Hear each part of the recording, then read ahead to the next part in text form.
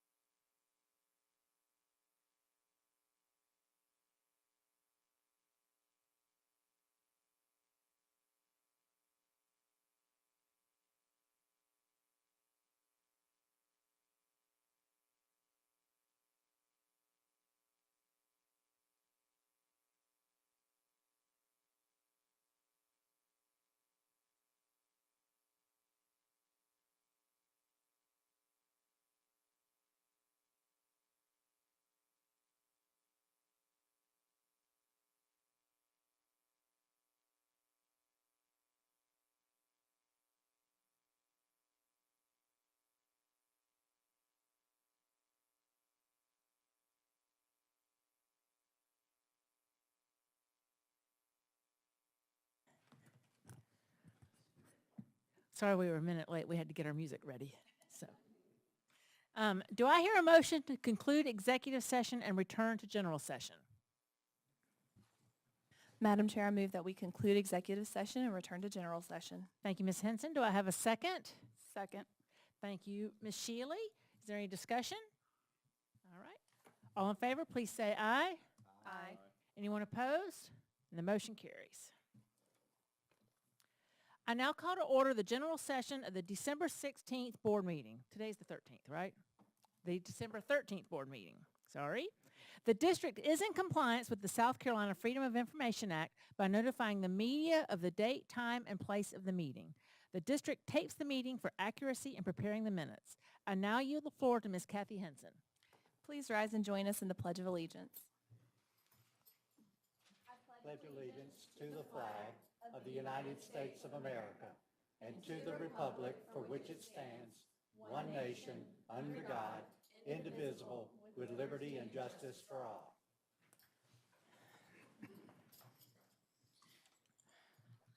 Do I hear a motion to approve the agenda as presented? I move that the board approve the agenda as presented. Thank you, Ms. Shealy. Do I have a second? Second. Thank you, Mr. Anderson. Is there any discussion? All right, all in favor, please say aye. Anyone opposed? And the motion carries. At this time, I will turn the meeting over to Dr. Postlewaite to preside over the election of officers. Once the chair is elected, the remainder of the elections will be conducted by the board chair. Thank you, Mrs. Green. I'm going to follow BD, the policy that currently exists. There was some confusion because the board was attempting to change this policy, but the current policy says the officers of the Board of Trustees are chairman, vice chair, and secretary. Each officer will serve for a 2-year term. The officers are elected and sworn in at the first regularly scheduled meeting following the election of new board members. Officers will be elected by the majority vote of the board. The board will use secret ballots to elect officers unless a board member requests that the board record votes by name. The superintendent will collect and count the ballots in the presence of the board. The board chair of the preceding year or another officer of the board will immediately verify the vote count. So I am ready now to entertain a motion for board chair, a nomination for board chair. Are there any nominations? Dr. Postlewaite, I nominate Anne-Marie Green as board chair. Anne-Marie Green has been nominated as board chair. Are there any further nominations? Dr. Postlewaite, I nominate Kathy Henson as board chair.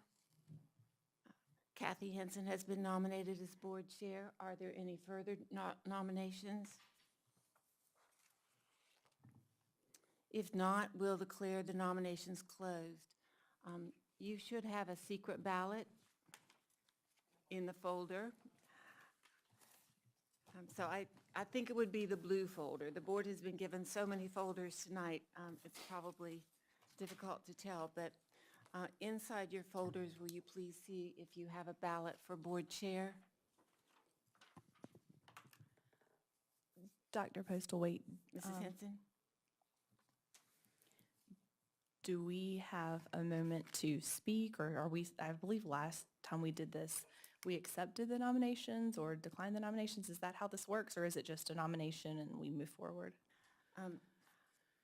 I am just following the policy, but I believe, according to Robert rules, you have the right to accept or to explain why you would prefer not to accept the nomination.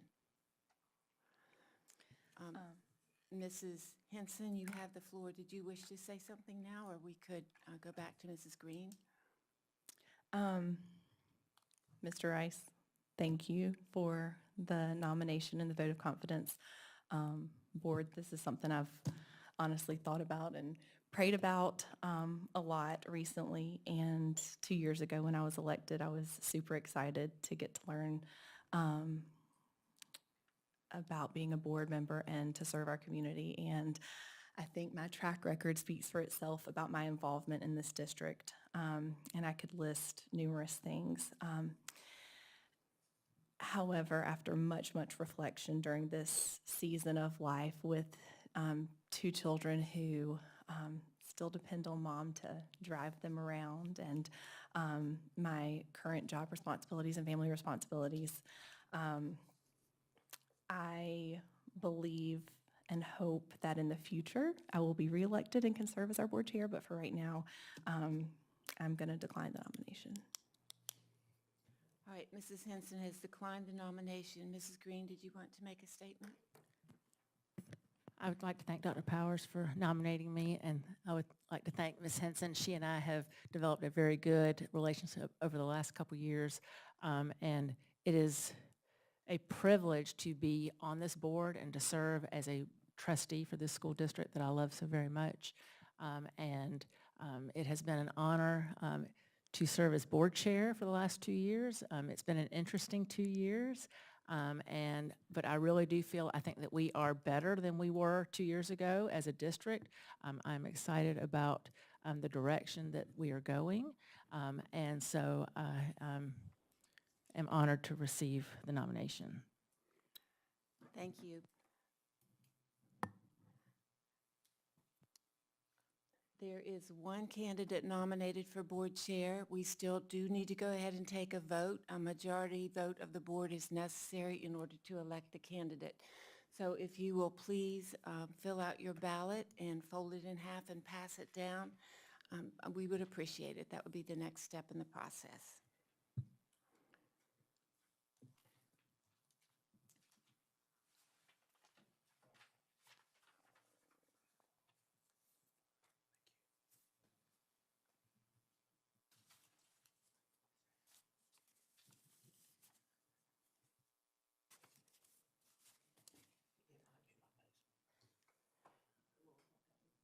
Mr. Anderson, as board secretary, will you please come and stand to verify as I open the ballots?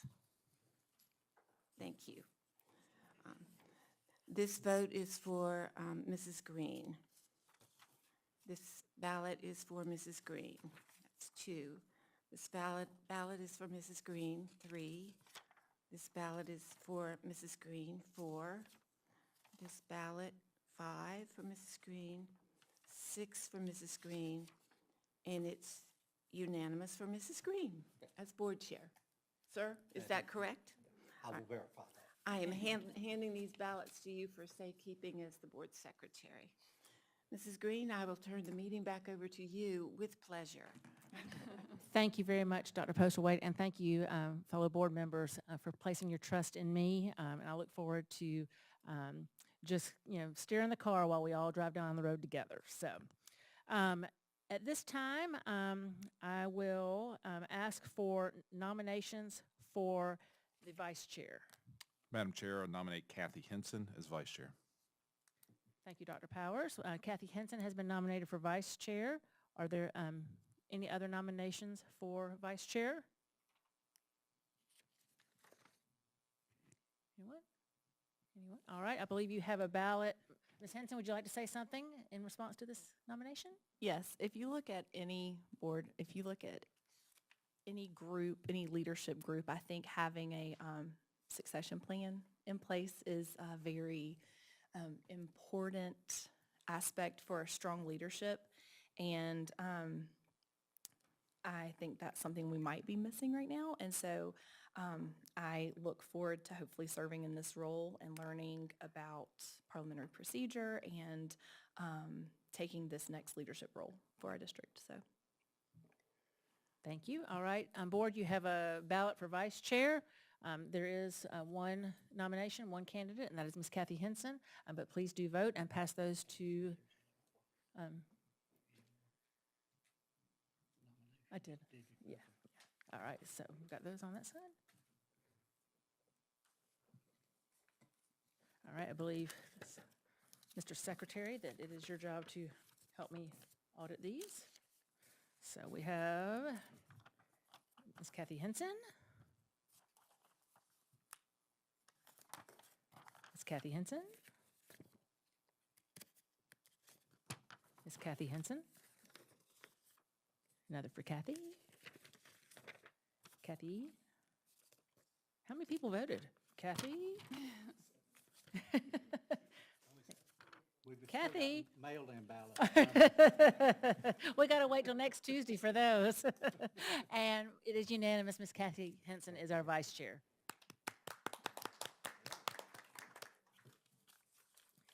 Congratulations. And at this time,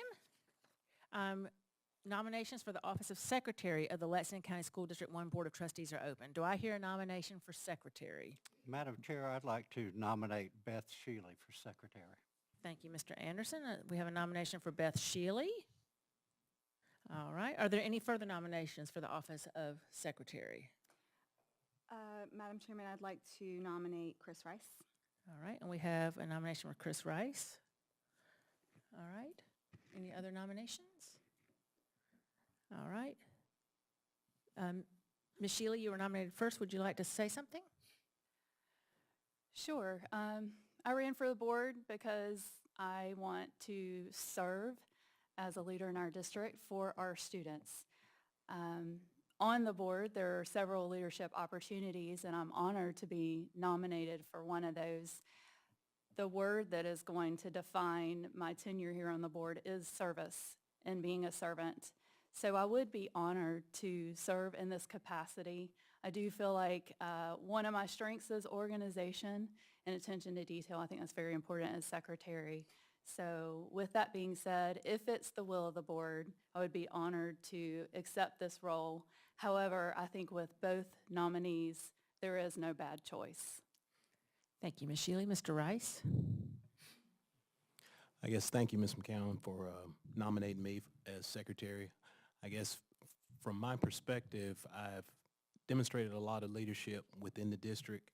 I've kind of been a veteran at actually running campaigns. This is the first one I won, though.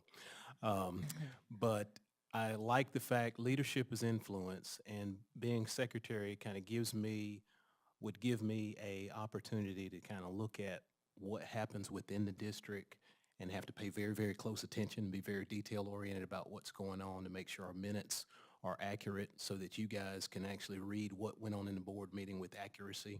So I think that's very important, and I agree with Beth. I don't think either one of us can make a bad choice with the two of us. I think we're both willing to serve, and once again, appreciate that and interested to see what the will of the board is.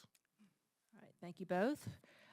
All right, at this time you have one more ballot, and we have two candidates for secretary, Beth Shealy and Chris Rice. Please write your vote on the form and pass it in.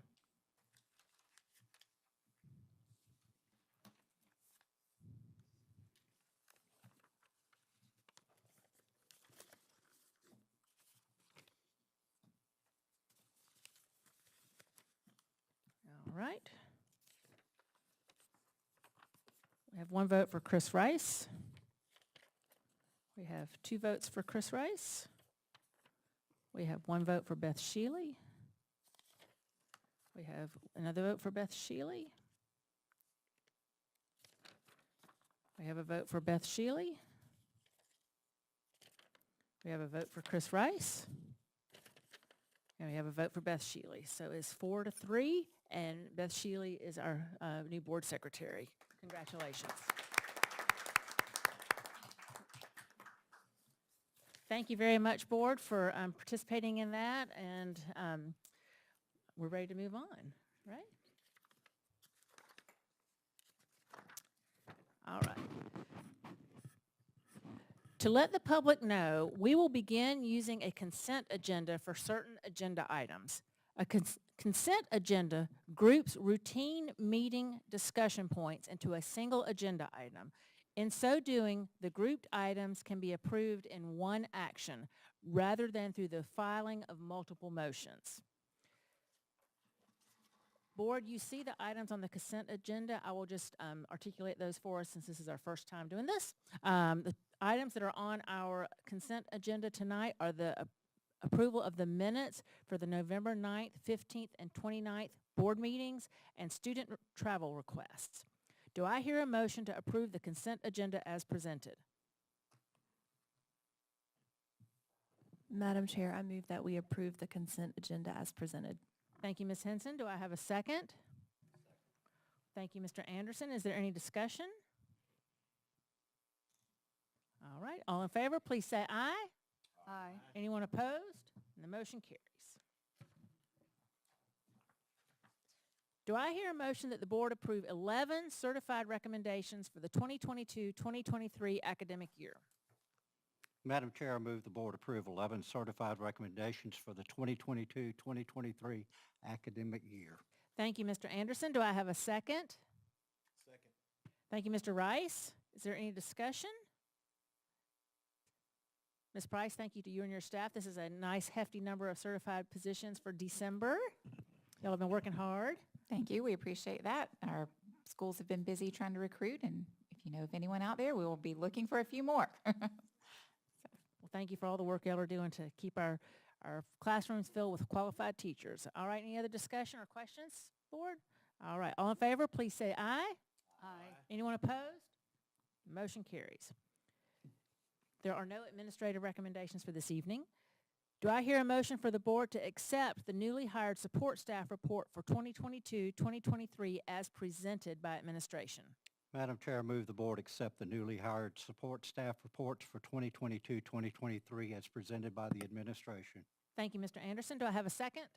Second. Thank you, Ms. Shealy. Is there any discussion? All right, all in favor, please say aye. Aye. Aye. Anyone opposed? And the motion carries.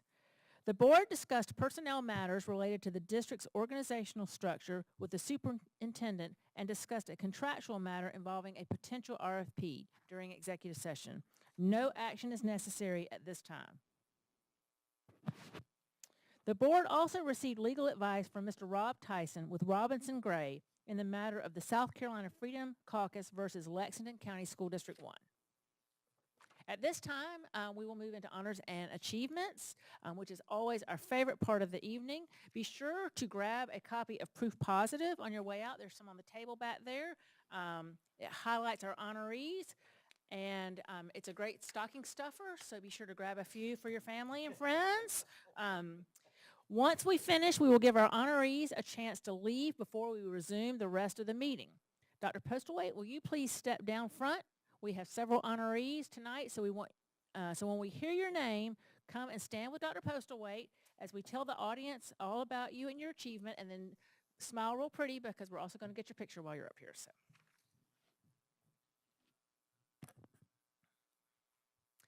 All right, tonight our room is filled with state champions as we honor two different groups of athletes from Lexington High School. First, let's honor the Lexington High varsity cheerleading team, which is represented by the team's seniors. Please come forward as I call your name and join Dr. Postlewaite up front. Madison Bynum, McCants Cromer, Jenna Joyner, Laura Lucas, Alexis McDaniel, Ashlyn Seville, and coaches Murray Cromer and Lee Watson.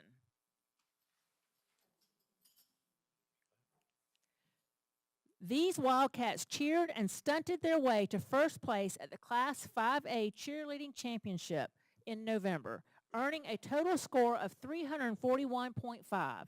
This is LH Varsity Cheerleading's 4th state championship. Go Wildcats!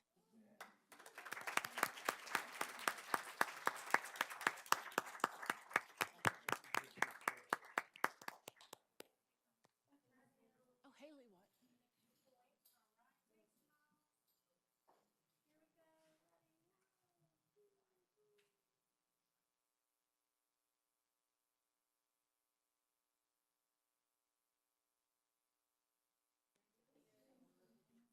Good job, girls. Our next set of Wildcats we are honoring tonight is the Lexington High Girls Cross Country Team. Please come forward as I call your name.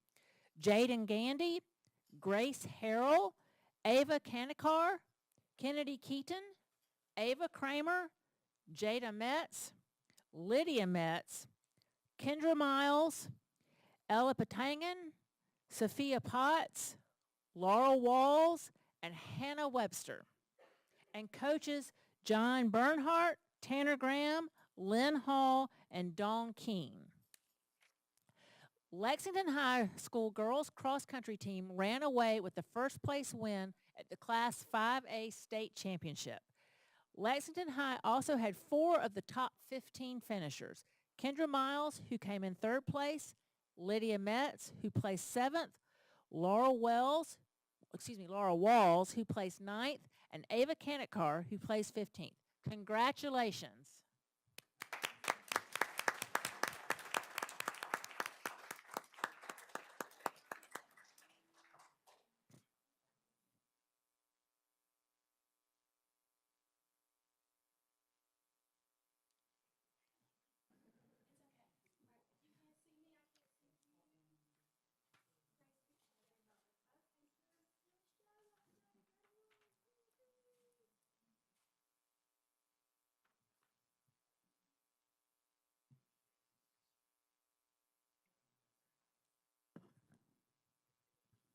Good job, Wildcats.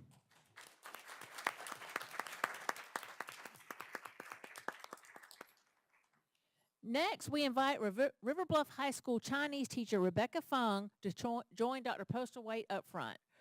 Rebecca recently received the Outstanding Chinese Teacher Award by the Chinese Language Association of Secondary Elementary Schools. This national award recognizes an individual in the Chinese teaching profession who has demonstrated excellence in teaching the Chinese language and culture to students at K-12 schools. In addition, Rebecca received the Global Engagement Initiative Award from the American Council on the Teaching of Foreign Languages. The award recognized her efforts to extend and apply learning in the real world through community-engaged learning experiences within the world languages curriculum. Congratulations, Ms. Fung, on these national achievements, and thank you for all that you do for our students.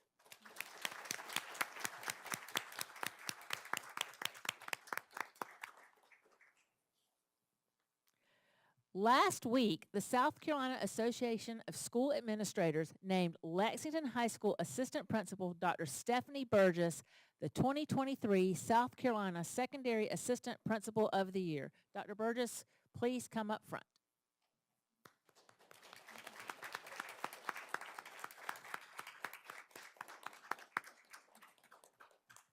An experienced educator of more than 22 years, Dr. Burgess taught physical science, biology, anatomy, physiology, and physics for 11 years.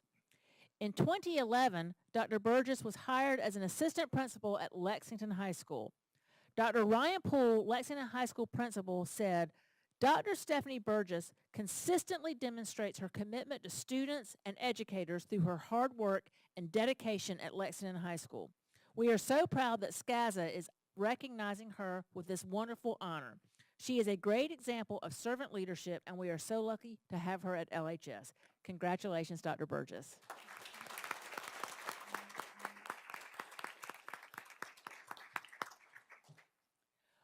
We don't often get to recognize one of our fellow board members, but tonight we're going to recognize Kathy Henson. If you will, please step down with Dr. Postlethwaite. Serving as a board member involves much more than attending monthly meetings. Just like our staff and students, we too are constantly learning. Ms. Henson recently completed Level 2 of the South Carolina School Boards Association's Boardmanship Institute, which provides year-round training to help board members develop skills and stay abreast of state and national education issues. Workshops focus on school law, advocacy, and legislation, improving board operations, leadership for improving student achievement, and other timely topics. Board members can achieve up to 6 levels of recognition by earning points that are accrued annually from July through June for participation in statewide conferences and training provided on-site in their district. Ms. Henson received a certificate and a pin for reaching Level 2. Thank you, Ms. Henson, for taking the time to continue learning.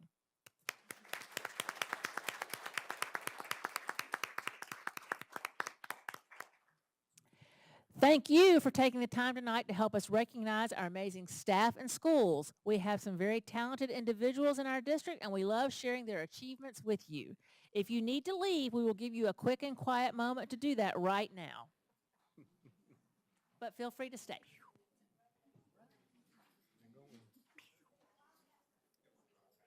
Hold the door, hold the door, hold the door.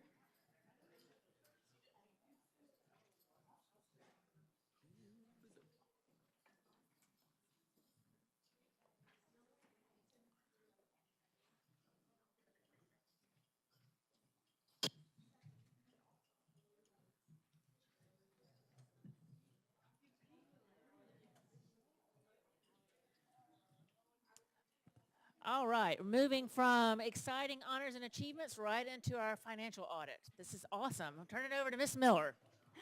All right, good evening, Madam Chair, Board Trustees, and Superintendent Dr. Postlewaite. This evening, we have Matthew Hodges, an Executive Vice President from Burkett Certified Public Accountants. He will be presenting the district's June 30th, 2022 Annual Comprehensive Financial Report along with the procurement report. Before he begins, I would like to thank the finance team for the months of hard work and dedication preparing for the annual audit, in addition to their normal job responsibilities. We have David Cobb, Deborah Seymour, Donna Patton, Lindsay Price, and Nathan Dawson here this evening, and they're shy, as you can tell. Each director, along with their respective team members, work hard each and every day to help ensure that the financial statements are presented fairly in all material respects, the financial position and respective changes in financial position of the district. Having been on both sides of the table, I can tell you it takes a great amount of resources from the district personnel and the audit firm to complete these reports, and I appreciate our internal team and the audit team for the hard work involved. You will hear that there are areas that we can enhance our current controls. The district has spent the last several years dealing with COVID, which resulted in our personnel resources being scarce and somewhat in survival mode. As I have discussed in prior meetings, we have already begun the process of enhancing our current internal controls to tighten up our procedures. The team is ready to continue moving forward with ensuring we are in compliance with our guidelines and procedures. And with that, I'll turn things over to Mr. Hodges. Thank you very much. Chair Green, members of the board, Dr. Postlewaite, thank you very much for your time this evening. Appreciate the opportunity to present the results of our audit for Lexington County School District 1 for the year ended June 30th, 2022. Tonight, I will present our required audit communications, review our procurement engagement, present a summary of selected financial information from the annual comprehensive financial report, and we'll wrap up with any questions or comments that you may have. First, we'll review some information included in our audit report. I will point out that some of the information that we're required to report in our audit has changed in accordance with professional auditing standards. First of all, we'll talk about management's responsibilities. Management is responsible for the preparation and fair presentation of financial statements in accordance with accounting principles generally accepted in the United States of America, or U.S. GAAP, and for the design, implementation, and maintenance of internal control relevant to the preparation and fair presentation of financial statements that are free from material misstatement, whether due to fraud or error, as well as internal controls over compliance. Management is responsible for compliance with laws, regulations, contracts, and grant agreements, including compliance with applicable requirements of its major federal award programs. Management is also required under U.S. GAAP to evaluate whether there are any conditions or events considered in the aggregate that raise substantial doubt about the school district's ability to continue as a going concern for 12 months beyond the financial statement date. We conducted our audit in accordance with auditing standards generally accepted in the United States. The standards applicable to financial audits contained in government auditing standards issued by the Comptroller General of the United States, and the audit requirements of Title II U.S. Code of Federal Regulations, Part 200, commonly referred to as the Uniform Guidance. We are required to be independent of the school district and to meet our other ethical responsibilities in accordance with the relevant ethical requirements relating to our audit.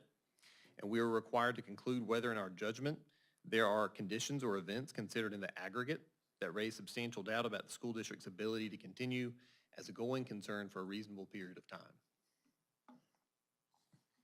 Our responsibilities also include obtaining reasonable assurance about whether the financial statements as a whole are free from material misstatement and whether material non-compliance with direct and material compliance requirements for the major federal award programs occurred, whether due to fraud or error, and to issue an auditor's report that includes our opinions. Reasonable assurance is a high level of assurance, but is not absolute assurance, and therefore it's not a guarantee that an audit conducted in accordance with generally accepted auditing standards, government auditing standards, and the Uniform Guidance will always detect material misstatements or material noncompliance when they exist. The risk of not detecting a material misstatement or material noncompliance resulting from fraud is higher than for one resulting from error, as fraud may include collusion, forgery, intentional omissions, misrepresentations, or the override of internal control. Misstatements are considered material if there is a substantial likelihood that individually or in the aggregate, they would influence the judgment made by a reasonable user based on the financial statements. In performing an audit in accordance with generally accepted auditing standards, government auditing standards, and the uniform guidance, we exercise professional judgment and maintain professional skepticism throughout the audit. We identify and assess the risks of material misstatement of the financial statements and the risk of material noncompliance to major federal award programs, whether due to fraud or error, and design and perform audit procedures responsive to those risks. Such procedures include examining on a test basis evidence regarding the amounts and disclosures in the financial statements, as well as evidence regarding the school district's compliance with direct and material compliance requirements. We obtain an understanding of internal control relevant to the audits in order to design audit procedures that are appropriate in the circumstances, but not for the purpose of expressing an opinion on the effectiveness of the school district's internal control. And lastly, we evaluate the appropriateness of accounting policies used and the reasonableness of significant accounting estimates made by management, as well as evaluate the overall presentation of the financial statements. So we have issued 3 reports as a result of our audits. First, an unmodified opinion in relation to the financial statements, meaning that they present fairly in all material respects the school district's financial position and the changes in its financial position for the year ended June 30th, 2022.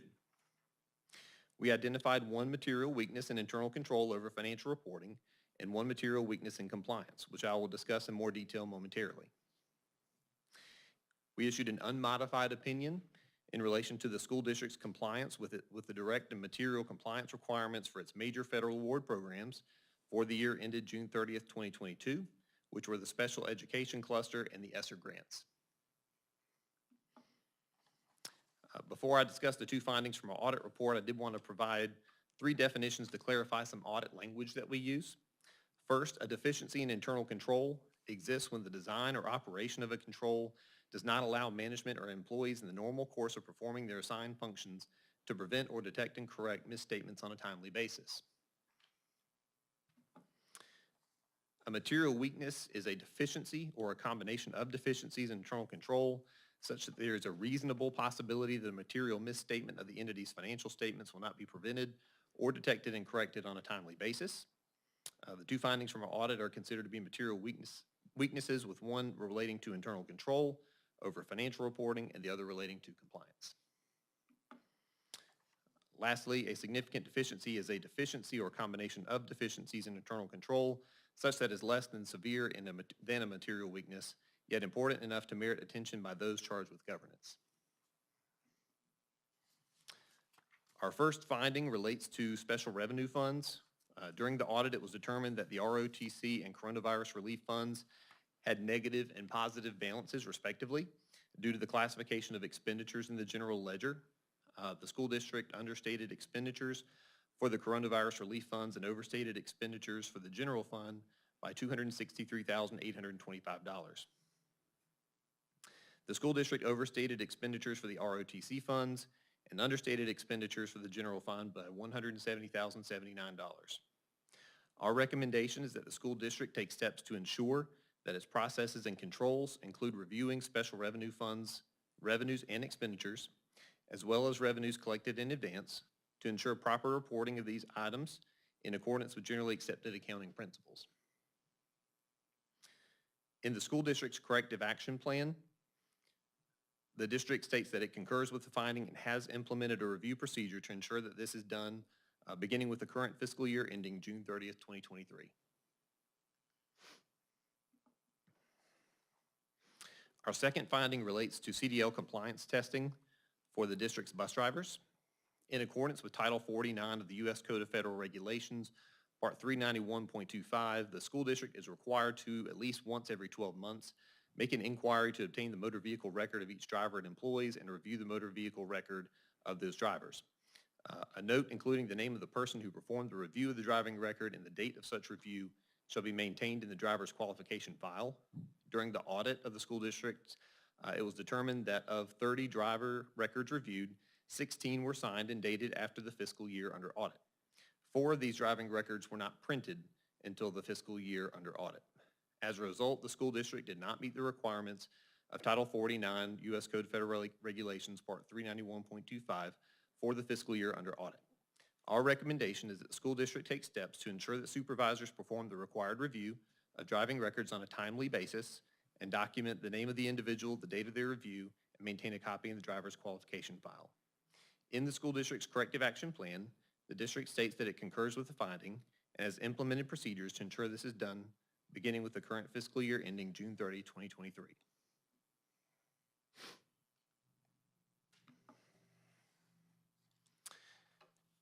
Management is responsible for the selection and use of appropriate accounting policies. The significant accounting policies used by the school district are described in Note 1 to the financial statements. No new accounting policies were adopted during fiscal year 2022, and the application of existing policies was not changed during the year. We did not note any transactions entered into by the school district for which there was a lack of authoritative guidance, and all significant transactions have been recognized in the proper period. During fiscal year 2022, the district implemented the guidance in GASB Statement 87 leases for accounting and reporting leases. The district determined that the intangible right-to-use assets and lease liabilities are not material to the financial statements as of June 30th of 2022.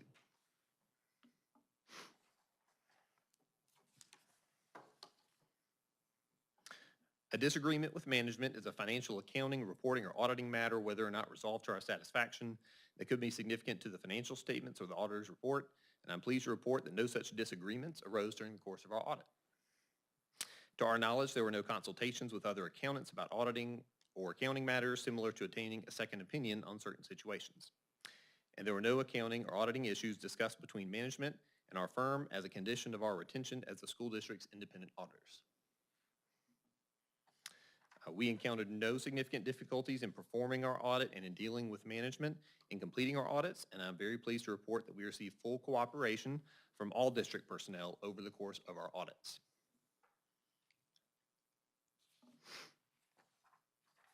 Under South Carolina Code Section 11355340, South Carolina school districts with annual budgeted expenditures of at least $75 million must have a procurement audit performed every 3 years by an audit firm approved by the State Fiscal Accountability Authority's Division of Procurement Services.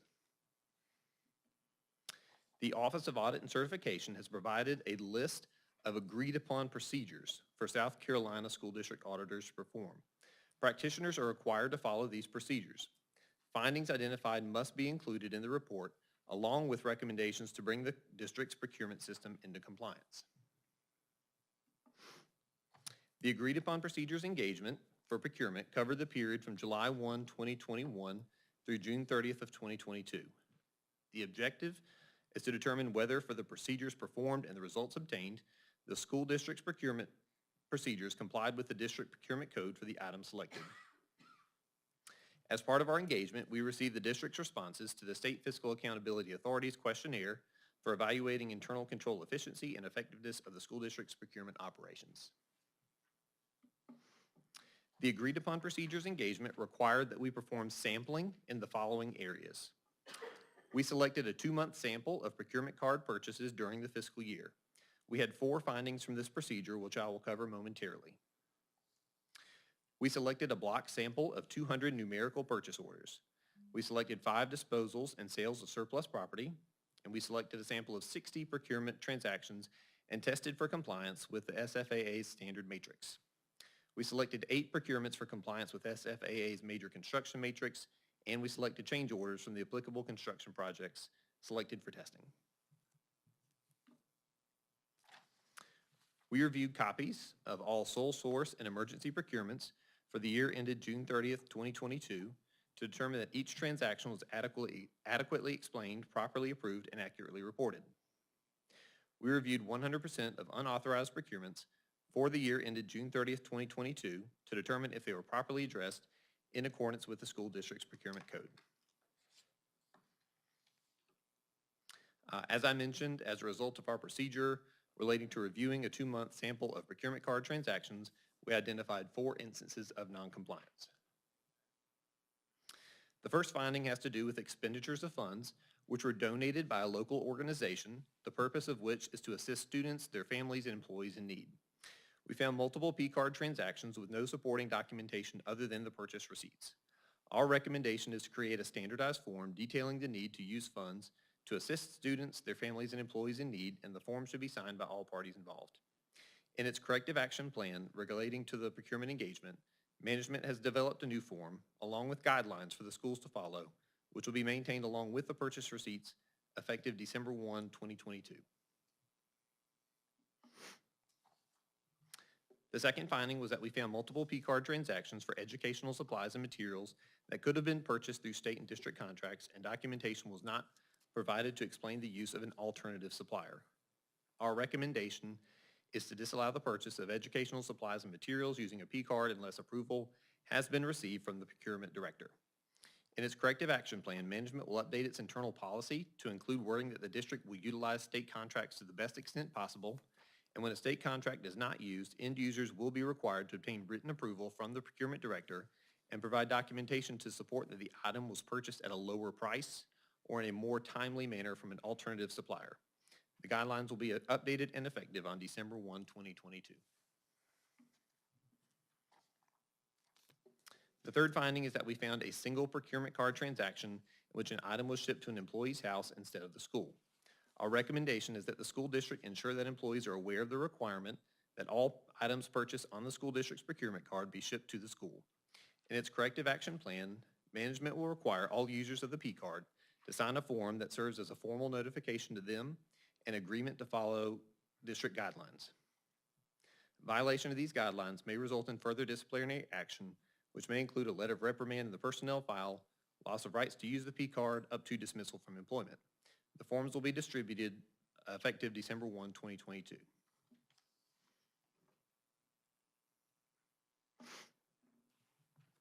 The fourth and final finding is that we found a single P-card transaction in which a subscription service with terms and conditions was purchased without CFO approval. Our recommendation is that the school district ensure that employees are aware of the requirement that all software and other agreements with terms and conditions require CFO signature approval. In its corrective action plan, management will require that all users of the P-card sign a form that serves as formal notification to them and agreement to follow district guidelines. And as previously mentioned, the forms have been distributed by and effective on December 1, 2022.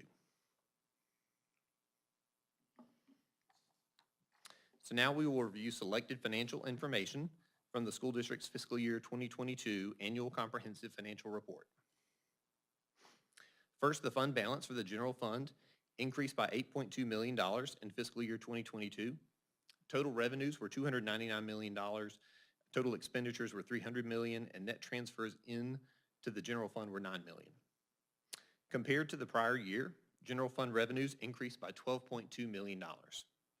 This included $11.1 million in additional state revenues, including a $5 million increased revenue allocation provided by the state to fund teacher salary experience increases and related fringe benefits. This also included $4.6 million of additional funding due to an increase in enrollment combined with increases in pre-career and career technology funding. Local property tax revenues accounted for $811,000 of the overall revenue increase due to normal growth in property assessments. There was no increase in millage during fiscal year 2022, and there has not been a millage increase since fiscal year 2019. Compared to the prior year, general fund expenditures increased by $17.3 million. This included $10.6 million in a one-time payment to employees paid from fund balance as approved by the board. This also includes experience salary increases and related fringe benefits, as I previously mentioned. The school district's general fund balance was $86.8 million as of June 30th, 2022. This includes $1.1 million of prepaid items, $10.2 million, which is assigned for the fiscal year 2023 general fund budget, and $75.5 million of unassigned fund balance. As reported in the management's discussion and analysis section of the financial statements, the school district's unassigned general fund balance of $75.5 million represents 25.1% of fiscal year 2022 general fund expenditures. School district policy DB requires the school district to maintain not less than 7% of the total general fund budget in fund balance from one fiscal year to the next. Likewise, South Carolina state law requires school districts to maintain at least 8.33% or 1 month of general fund operating expenditures as a general reserve fund. GFOA recommends a minimum of 16.7% or 2 months of budgeted expenditures to be maintained in general fund balance.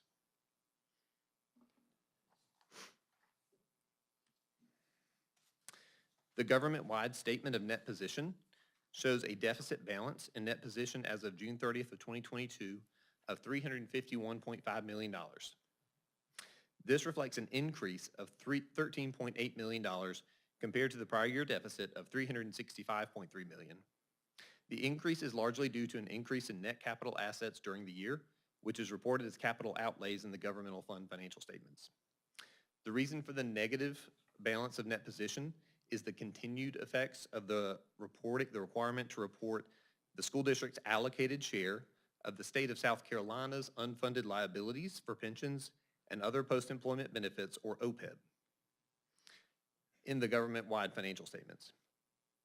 The school district is required under generally accepted accounting principles to report a portion of the state's unfunded pension and OPEB liabilities based on the school district's pro rata share of contributions to the plans. As of June 30th, 2022, the school district's portion of the net pension liability was $352.4 million, and its portion of the net OPEB liability was $417.4 million. Once again, these are not liabilities that the school district will need to make a payment for. These are required accruals under U.S. GAAP. The school district's liability to PIBA as of June 30th of 2022 was $4,060,000. This was for June 2022 retirement and retiree insurance that was paid in July of 2022.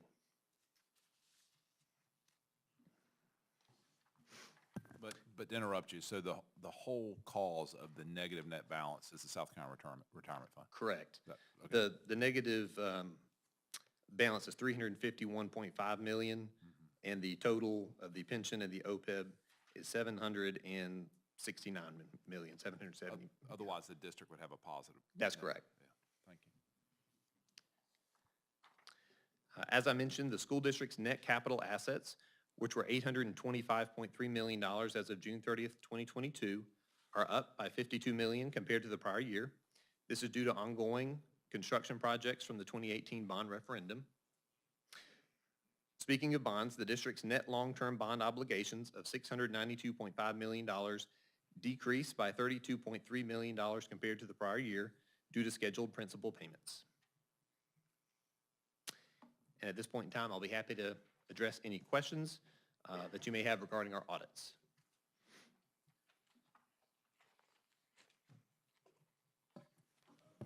No question, but from the financials, it was interesting to me that our 8% debt, we've essentially paid down, it looks like over the past 5 or 8 years, and now it sits at $55 million that the district could tap into for capital needs, correct? That's correct.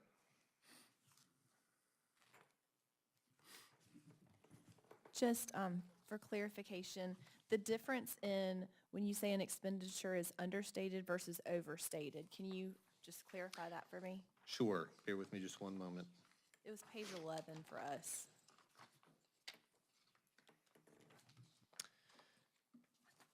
So we had 2 different funds that we were looking at, the ROTC and the coronavirus relief funds.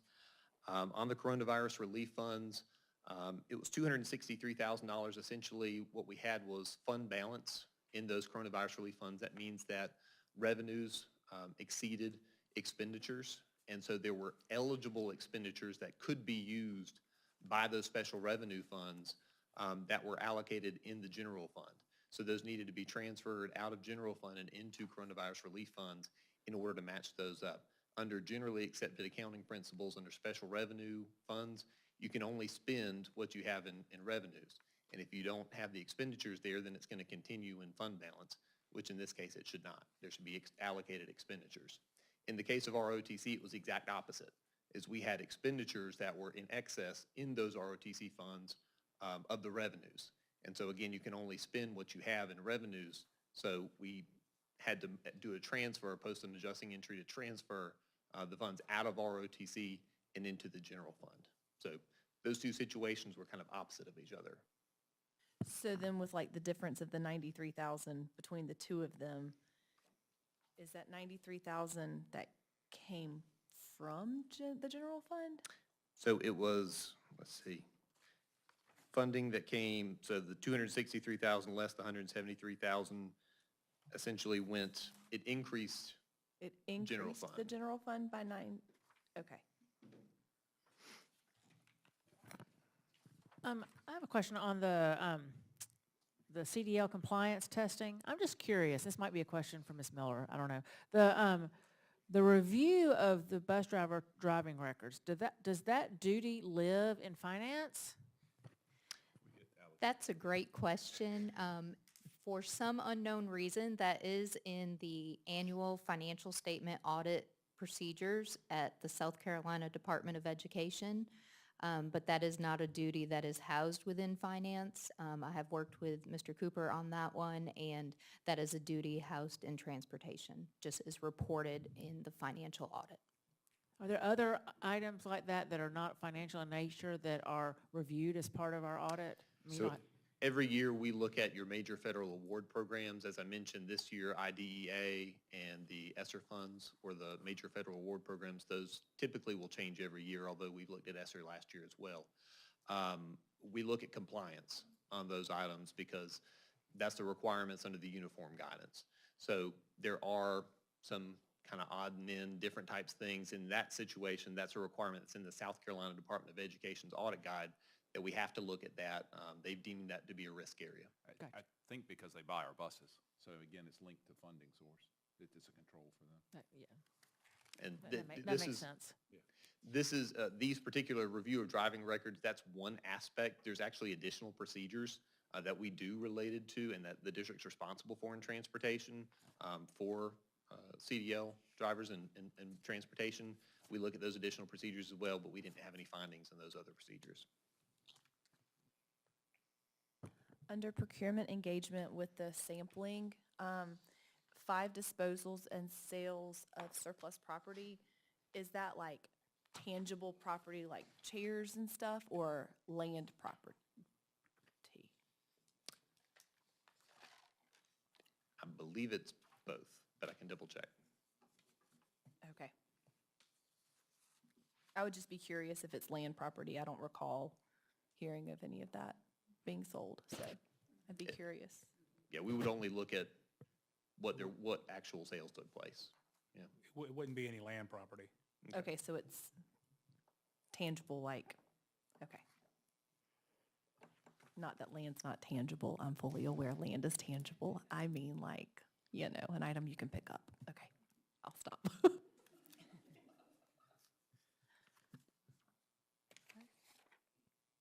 Any other questions, board? Mr. Hodges? All right. Thank you very much, and thank you, Ms. Miller, and your crew for all that you did to assist and all that you do all year to keep us on the straight and narrow. All right, it is now time for item 11.0, the superintendent's report, and so I'm going to turn it over to Dr. Postlewaite. Thank you, and we will try to be brief. In your blue folder, there are 4 handouts that we're going to use. I know you're just swimming in handouts. The first one has the superintendent's update wreath on it. The second is a draft of the board annual work calendar, and it looks like this. The third will say in big blue letters on the front, budget timeline. And the fourth and final document says educational foundation. And we just asked Mrs. Washburn to do an overview tonight of the grants that have been awarded. So I'm going to start with just reminding the board of something that has already been mentioned tonight, above the line and below the line. I really like thinking about our jobs this way. On the left, there are 5 major roles that board members have to play: leading strategically, making sure that we have financial stability, being an ambassador for the district, being my supervisor and supporter and coach, and ensuring that we have a healthy governance system. The primary role of the board is to set the impactful strategic goals and make sure that we stay on track toward those goals and monitoring progress indicators across all aspects of the system. The staff, meanwhile, is focusing on implementing your strategic priorities and addressing the day-to-day problems, operations. If a problem comes to the district office, it means that a lot of talented people at the school level weren't able to solve it. And those issues pull us away from the other work that we're doing that's more strategic, moving along toward the deliverables we've established with the board. We know that particularly new board members are going to get a lot of concerns expressed through you. We understand that. If you'll funnel those into the superintendent's office, we'll make sure the right leadership team member receives them. And what you can always tell people is, if you have not heard back from the district office within a week, please let me know. We will try to certainly return calls and follow up on issues sooner than that, but a week is plenty of time. I see Dr. Clamp in the audience. He often is the recipient of many of the concerns from schools. So when we talk about above the line and below the line, I hadn't shown that slide with new board members here and just wanted you to be aware of it. On the next slide, I want us to be thinking about key performance indicators, KPIs. We don't usually talk about KPIs in education. We talk about goals or outcomes, and we talk about our vision and our mission.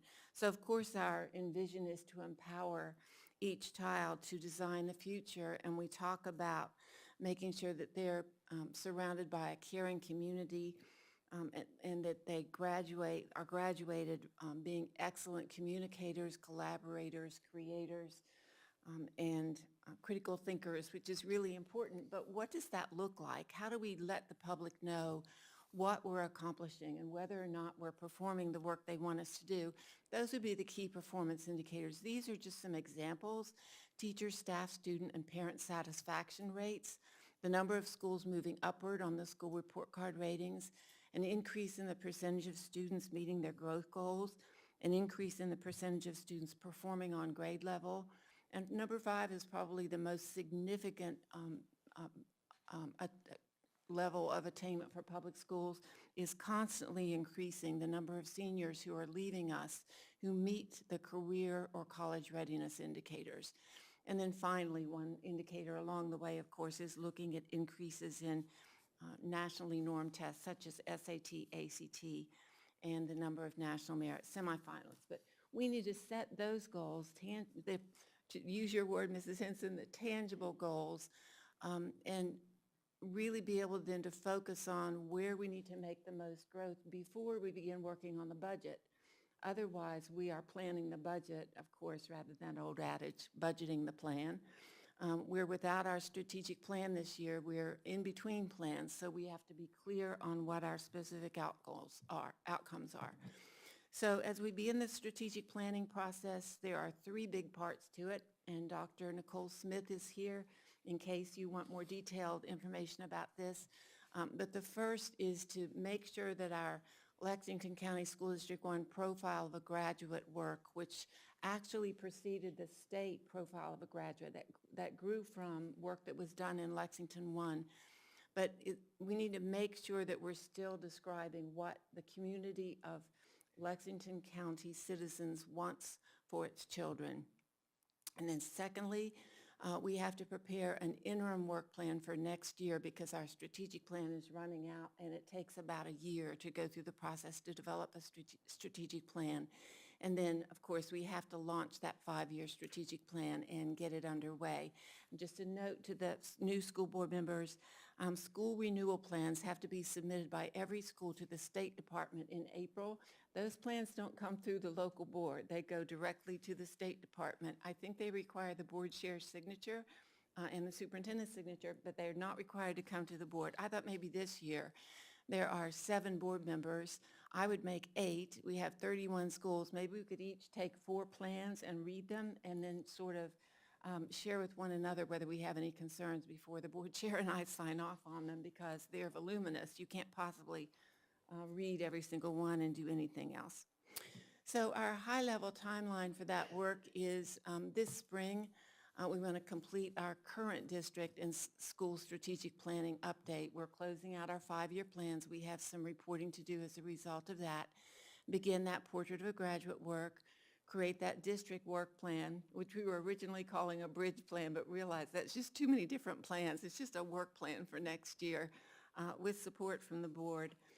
And then continuing with our high-level timeline in the summer, creating those school work plans for next year, and next fall launching the district and school work plans and beginning the new strategic planning process.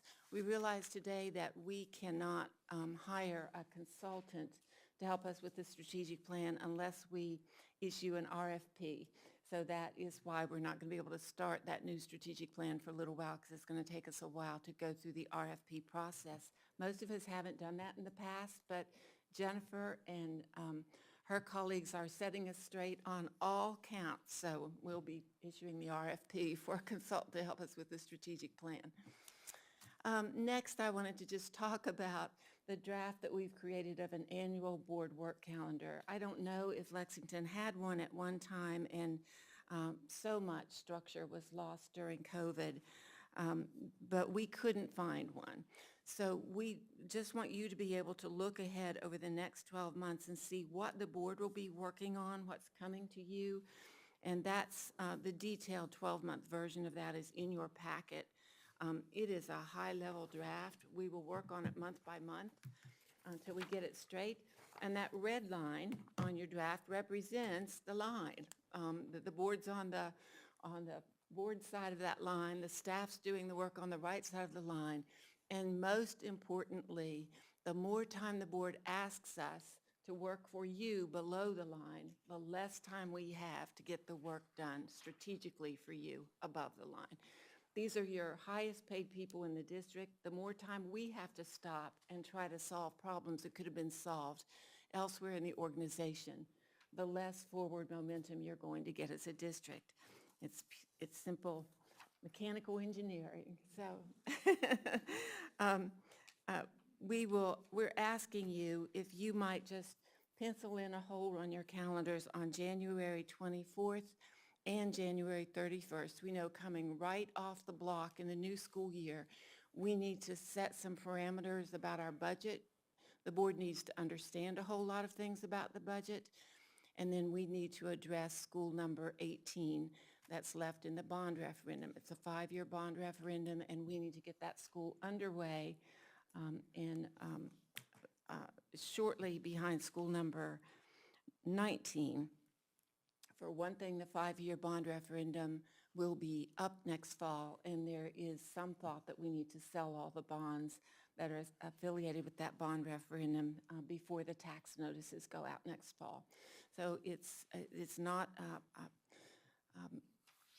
the best market conditions for that, but we probably need to do that to make sure that we are compliant with some new rulings. So anyway, that's the idea behind the annual board calendar. We have a way to look ahead and see what's coming. You can sort of look to the right and see what the staff is doing to get ready for you in addition to their day jobs. And then finally, 3 items for information. We're working hard to assure our adherence to new requirements. We've talked a lot about the partisanship curriculum. That was proviso 1.93 in last year's budget. As you know, we're facing some litigation, so I'll not make further public comments. Another part of the new statutes last year requires a 30-minute unencumbered planning time for elementary and special education teachers. That sounds simple. We have to make sure, of course, that unencumbered planning time occurs between the time the first bell rings and the last bell rings. That means that time can't be used for IEP meetings. So when we give special ed teachers time for planning during the day, they now have to come before or after school for the IEP meetings. So we need to work carefully with teachers and principals to decide the best way to move forward with that proviso. And then the third one that I'll mention tonight is the flag and motto that have to be displayed both for the state and for the United States. That really should have been done by January 1, but the state board has not yet developed policies on any of those 3 requirements. So the state board has told us we may wait for their guidance before we implement the flag and motto. We're not sure whether it has to be a certain size or a picture of the flag itself, those kinds of things. And when you think of a large school district, that's a big investment before you know exactly what the state policy is going to require. So that sounds like much ado about nothing. We're just trying to avoid wasting funds. I'm going to turn it over to Jennifer Miller, who's going to talk about where we are with getting the board agendas online, and then finally the fiscal year budget timeline, which is another handout that you have. Yes, ma'am. We Mrs. have Miller? put the solicitation out for the online agenda system. We put it back out for solicitation.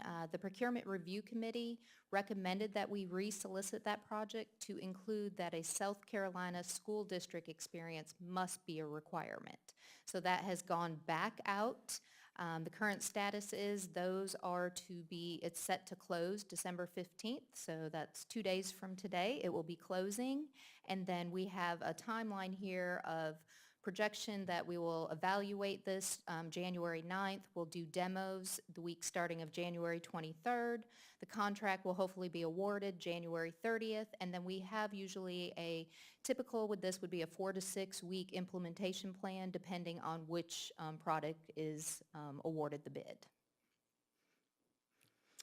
And then do you want me to go ahead and move right on to the next area? Moving on to the budget, I'm not going to read through the budget timeline. The board has that in their packet. I will tell you that we have a couple exciting new things this year. We have created a budget advisory council. We are trying to get feedback from our stakeholders at the school level. So we'll have principals, assistant principals, support staff, and teachers on that council. And our first meeting, we just scheduled that for January 20th. SLT has been kind enough to block out every Friday to spend about 4 hours with me from January through May. So I am looking forward to meeting with them every Friday. What a great way to have our Fridays going for us here. Talking about numbers, my favorite thing, but I'm sure not theirs. We also, of course, will have an opportunity for board members to provide input. We are hoping to, I believe Dr. Postlewaite mentioned a workshop for the budget in January, and then we will also have a workshop for capital projects in January. So we will all be spending a great bit of time together. And of course, the board will have the opportunity, if you have specific questions related to the budget, to get answers to those as well. Thank you, Mrs. Miller. And if the board doesn't mind, I'd like to move right on into the foundation report. So if Ms. Washburn would come forward, and I think you have a one-page summary that I asked Ms. Washington to prepare. So if some of you were expecting a whole lot more information, this is my doing. So. Well, and I appreciate the board giving me time to present information on the Educational Foundation's grants from start of the fiscal year, July 1st to now. This fall, we were excited to award 2 grants to instructional services. The first was a $10,000 STEM grant in support of the 4 elementary schools in our district that offer computer science immersion. With the technology changing in the last year dramatically, each of these schools needed to replace kits and software that was becoming obsolete, and the foundation's grant enhanced what the school district had already invested in each of these 4 schools, which are New Providence, Pillion, Rocky Creek, and White Knoll Elementary Schools. It enabled these schools to fulfill some additional needs that were not met through the district budget, which is one way we serve Lexington District 1. And for example, Pillion and New Providence Elementary purchased additional Bluebot kits. Rocky Creek Elementary purchased Bluebot Hive bundles, which included Bluebots and a charging station, whereas White Knoll Elementary purchased additional STEM pack classroom invention kits. But the result of this grant of $10,000 will support close to 3,000 students because the computer science immersion programs impact every child in each of those elementary schools. So a wonderful rate of impact. The second instructional services grant was one for $6,750, and it was a Bucks for Books grant, and it was invested in our 5 high schools this year, Gilbert, Lexington, Pillion, River Bluff, and White Knoll. And this grant will specifically support 9th grade reading recovery, which is one of the district's focus. This is actually the 6th year of the Educational Foundation's Bucks for Books grants, and we have invested a total of $135,250 in literacy efforts. And these grants have impacted every single school in the district, so we're very proud to continue investing in student literacy, which is a critical component to our students graduating and being successful in their futures. Another new Educational Foundation grant that was approved was one for $4,500, and it was a special services grant. And this will specifically support the Early Childhood Developmental Screening Center. This award will more specifically purchase a reading tree and bench structure and a tactile loopy wall in that center that will help potentially screen about 200 students by the district staff. So wonderful impact as they're redoing that area.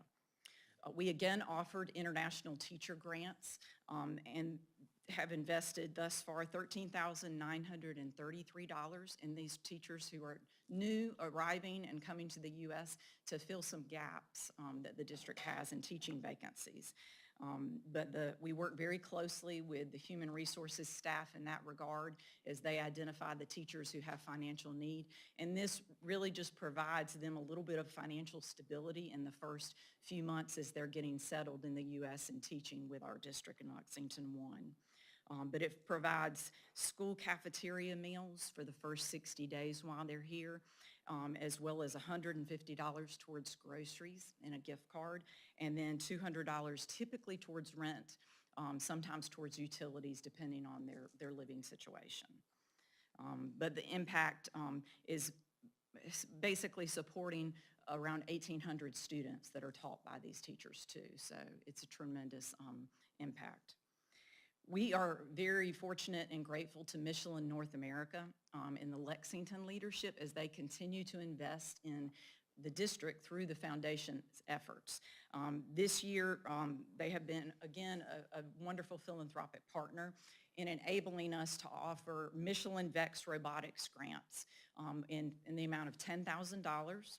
And those went back to support robotics teams at 8 schools, which are Beechwood, Lakeside, Pillion, Pleasant Hill, and White Knoll Middle Schools, as well as the Lexington Technology Center and River Bluff and White Knoll High School teams. But they are awesome to continue to support us, to show up at competitions. So we greatly value that relationship we have. In addition, for close to 20 years, they have invested and provided funding for the Michelin Golden Apple Teacher Grants.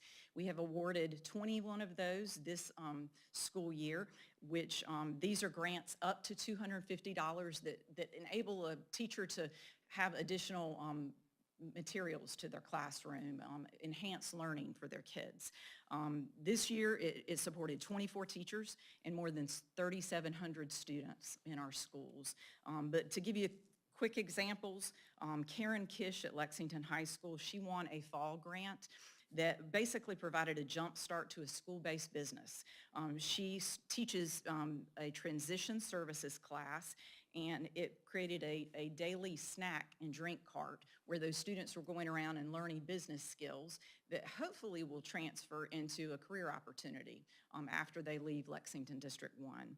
And those are for our special needs students. That grant specifically, Karen has won a number of grants in this area.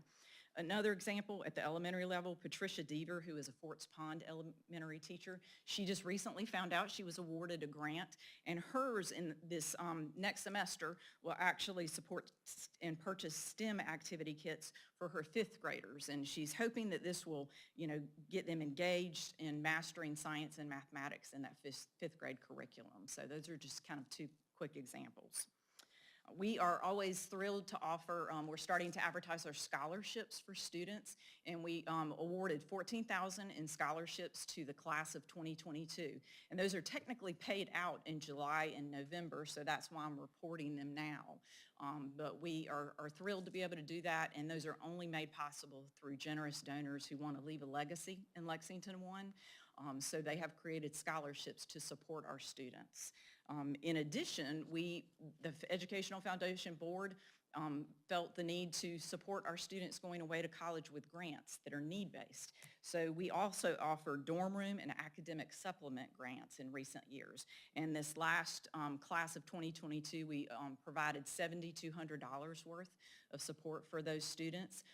This year, the board has also basically kind of increased that reach, and they're going to be called higher education grants, and they're not only going to be available for students who are going away to college who have high financial need, but also for students who are staying here locally, might go to tech, can't afford to buy some of the materials to be able to complete their program, so it will continue to support students, but hopefully reach a larger number of students that are graduating and pursuing higher education in our district. One other thing that the foundation is very committed to is providing emergency support. We act as a social service agency in that respect, but our emergency support provides help to teachers, to staff, to students, families who are struggling either due to a temporary crisis or due to a teacher identifying the fact that this child is struggling, that this child needs a coat, shoes, clothing, whatever it is. Our LEAP Emergency Fund grants are critical in this effort, as well as Caring Heart Fund grants. This past 6 months, we've awarded $18,344 in emergency funding to our families in Lexington One. So we are very committed to that. You know, sometimes it is clothing, shoes, sometimes it's paying, the light bill so the family can keep their electricity on for a month. Short-term hotel for a couple of families who had their houses burnt completely down, transportation for McKinney-Vento students, glasses, medical care, lots of different things that come across our office. And we are able to do that because we have so many volunteers in the district who help us with LEAP efforts, our school social workers, our counselors. So many people refer families to us. So please know, even though my staff is tiny, it is a tremendous team effort to get that money out and supporting our families in the district. And finally, our ESOL grants. This actually is a fund that supports multi-language learners in our district. And we have provided need-based assistance through this fund, as well as academic support through a number of after-school programs. And during the summer months, it supports the Rising Stars Summer Camp. But that fund is very critical and is a great example of someone outside the district saying, hey, I heard that there was a need for support, and coming to us, making a donation and restricting that fund so that it can be used to support these students. In total, the Lexington One Educational Foundation has invested $90,456 in the district just since July 1st, and we hope that that number continues to grow dramatically throughout the school year. But it's impacted close to 10,000 individuals, which includes students, teachers, staff, and their families. But I appreciate not only your time, but you helping us spread the word, of what we do, who we are, and how we support Lexington District 1. But thank you for your time, too. Any questions for me? Thank you very much. I just want to say that I set the timer. We had 30 minutes for our part, and we're 27 seconds over, but if you want to ask questions, you may. I tried to be fast. You did a great job. Julie, that will come off of your next one, by the way. Thank you. I mean, who's going to be the one that asks a question and send us a minute over? I know. Is that it, Dr. Postlethwaite? That's it for the superintendent's report. Thank you very much. Thank you. And now we're moving to item 12.0, which is citizens participation. And I believe we only have one speaker tonight, and she has been here before and knows the rules and the requirements. So Ms. Dana Holmesley is here this evening, and she wants to speak about the bond referendum.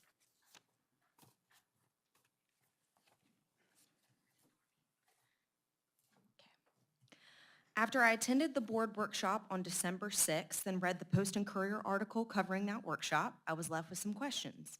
I emailed those questions to the board. Some of those included, who made the decision to hold off on constructing the White Knoll Elementary School while the land sat there from 2019 till 2023? Was the decision to delay the construction made by the board, and if so, what made you all think that because enrollment decreased during COVID, that it would not eventually increase? If the board wasn't involved in such an important decision, why not? Given the fact that the schools that ES19 would relieve were near or over capacity, like Pleasant Hill Elementary School, which was 130% plus capacity since 2018, during that time, what made you think that you weren't going to need ES19? That was part of the bond referendum, so you had to build a school regardless. So why did you sit on the land for 3 years? I explained that the taxpayers and citizens of this district are owed an explanation for why the board took no action for 3 years while building costs continue to rise. $19 million on one school is what this board has cost the taxpayers. In response to my email, the chairwoman excused this $19 million increase, stating that, quote, the positions of superintendent and operations chief are key personnel when beginning the construction of a new school, end quote. The chief operations officer's position has yet to be advertised, and it still took over 2 months after the interim superintendent was hired as a permanent before a contract was entered into to begin construction on the White Knoll Elementary School. Meanwhile, land for the White Knoll Elementary School has been sitting for 3.5 years with no reasonable excuse. During this time, not once did I hear questions from the board about the delay in construction on the White Knoll School. After land fell through for the Corley Mill Road School, there was no plan B in place and no action has been taken. This board sold this referendum to voters. This board needs to hold this district accountable and oversee the referendum. And this board has some explaining to do. Also, during the last workshop, the operations department gave a presentation explaining that the $19 million price tag for inflation for one school was along the lines of what other districts have experienced. Has any board member requested a copy of that report so that they can make comparisons? You promised the citizens of Gilbert and Pillion that their old schools would be converted to early childhood centers. The district is now considering a partnership with SLED, which will allow them to use the old school as a training center. Gilbert Elementary is busting at the seams. The Early Childhood Center would provide relief by transferring some of those students to the Early Childhood Center. Teachers are sharing rooms, offices are now classrooms, and some teachers travel with a cart and teach in the library, cafeteria, or hallways. According to one teacher, hallways, teacher workrooms, and playground areas are becoming storage areas for unused furniture. Citizens not only want, but they deserve answers to their questions and concerns regarding finances. Those questions include, what is the balance in the other capital funds accounts? How are funds from the accounts spent to approve those expenditures? How are funds deposited into these accounts? Thank you, Mrs. Holmesley. All right, moving on to item 13.0, which is new business. And I will turn it over to Mr. Clark Cooper to discuss policy JICA. Thank you. And Dr. Postlewaite, Madam Chair, members of the board, tonight I bring to you for introduction and for information the updated dress code policy and administrative rule. The student dress code policy was last updated in March of 2004, so it has been a minute, and we wanted to bring this policy to you tonight. Some of you may remember that we did bring this for introduction in March of 2022, but since there has been some time lapse, we wanted to bring it back to you with our new board members and new superintendent.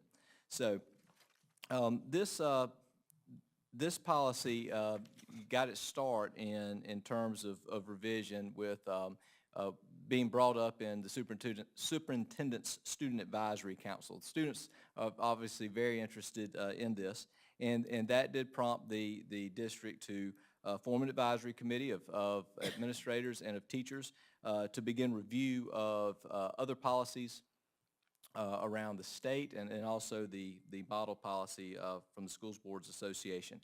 We solicited feedback from the Student Advisory Council, the Parents Advisory Council, the Teacher Leadership Council, our principals and APs at the secondary level, and also last year's sitting SLT. And you'll see before you updated language based on that feedback that we did receive. I will tell you it is focused on what it should be to preserve and maintain an effective learning environment. And also you'll see language in there specifically on ensuring that we treat all our students with dignity and respect.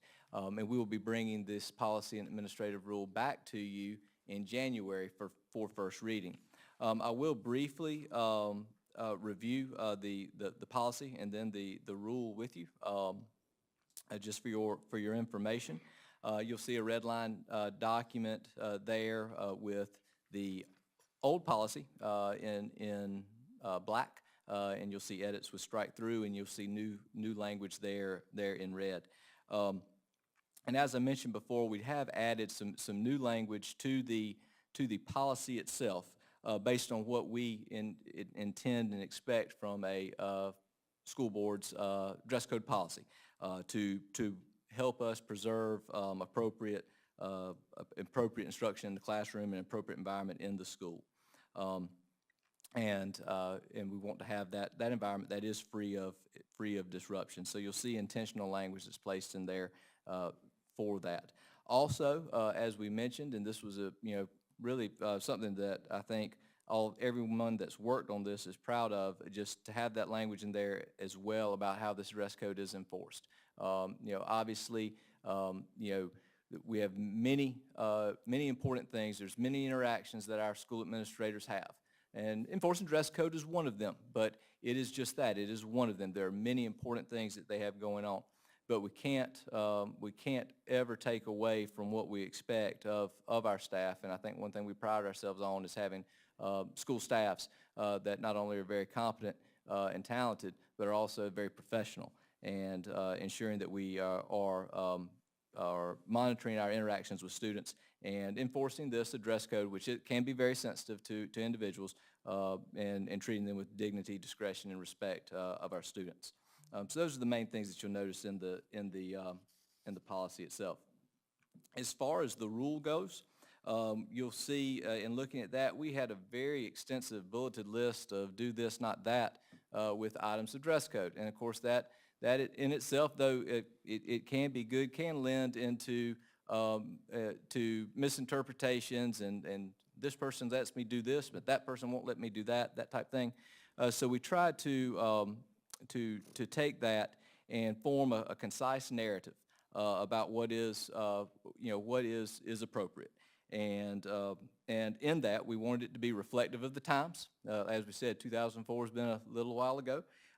We wanted to ensure that our parents are able to purchase items, that items are available in terms of clothes and fashion that can comply with the dress code, because that was feedback that we received, is you can't necessarily find some of these things. So we wanted that to be sensitive to our parents, because that was a big thing from Parent Advisory Council, and we wanted it to be within reason what students want to wear, what they're comfortable in, and what they feel confident in. And if that takes place, then that obviously it makes school a better place. So you will see a simplistic narrative in there of what is, and then a few things that are not appropriate, and anything that is deemed to be distracting or unsafe is not appropriate for school. And you will see also that it is very similar in terms of the standards that we have maintained in Lexington One in terms of articles of clothing and their design and what is appropriate for school. You will notice that this new policy does allow for headgear, and also we have updated the consequence system that is in place if there are dress code violations. The focus on it was to maintain and preserve classroom time. We don't want students out of class unless it is absolutely necessary, and so we have made some adjustments there with the consequence system.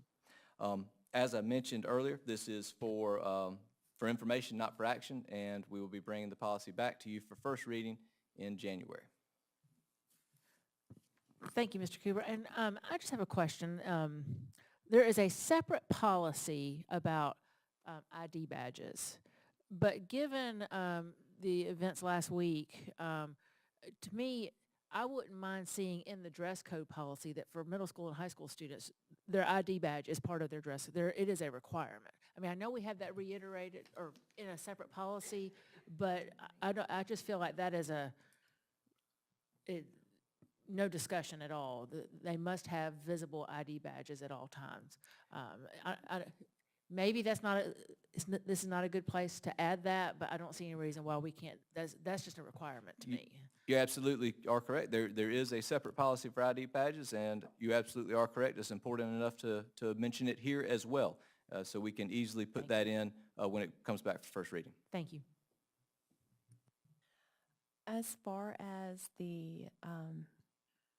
well, first of all, I'll say, as a former classroom teacher and who's someone who is in classrooms all the time, I know dress code is probably one of the things that can make a teacher cringe if they have to address it. Has the headgear been filtered through, like, our safety people? Yes, ma'am.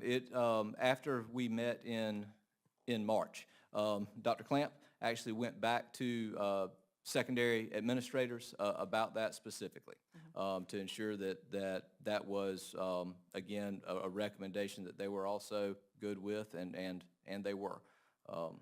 Right, and I understand administrators, but some of our safety personnel, when I sit in classrooms sometimes and I see a hood pulled up or walking through a hallway, you can't identify that child compared to another child with a hood pulled up over their head. It's just, something to think about. Yes, ma'am. One thing I will point out that in this language, any headgear has to allow the face to be fully visible. But if that is something that the board would like to see changed, we can make that adjustment. Can you talk through the process of how y'all got to this policy and talk about the school level leadership and the input you had before, Yes, sir. So in December of 2021, we did form that advisory group. It was comprised of principals, assistant principals, and teachers all at the secondary level. Our dress code is a secondary school's dress code. Starting in January of that year, we met with the various advisory councils, student, parent, and teacher leadership council, as well as our secondary principals and secondary assistant principals for those reviews. And we did a variety of feedback gathering of what you wanted to keep and what you wanted to stop and what you wanted to consider change. And as you can imagine, dress code feedback is very broad. And so we didn't take votes, we looked for common themes. What do we get more and where do we get that same feedback over and over? Where do we see those repeats? And that is what we looked at. Additionally, as that feedback was being gathered, the advisory group itself looked at a variety of other school boards, other districts' school board policies.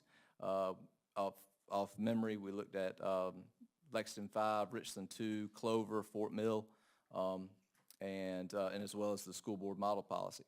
And so those were things that we took, to that group to, see where our current policy was really, clicking and in agreement with what we were hearing back from those groups, the parents, the teachers, the students, and the administrators, and where do we want to see changes. Specifically to the changes, feedback was based upon, a lot of it was based upon not really what the policy was, but how it's being carried out. It's not necessarily what's being said, it's how it made you feel, that type thing. And that's important, particularly about this with 12 to 18-year-olds. And so looking at that, we saw where, we could certainly clean up some of our verbiage and clean up some of the areas that led to, kind of misinterpretation or someone feeling singled out, because we don't want that. And so coming through January and February, that led us to the March board meeting where we did present it for information.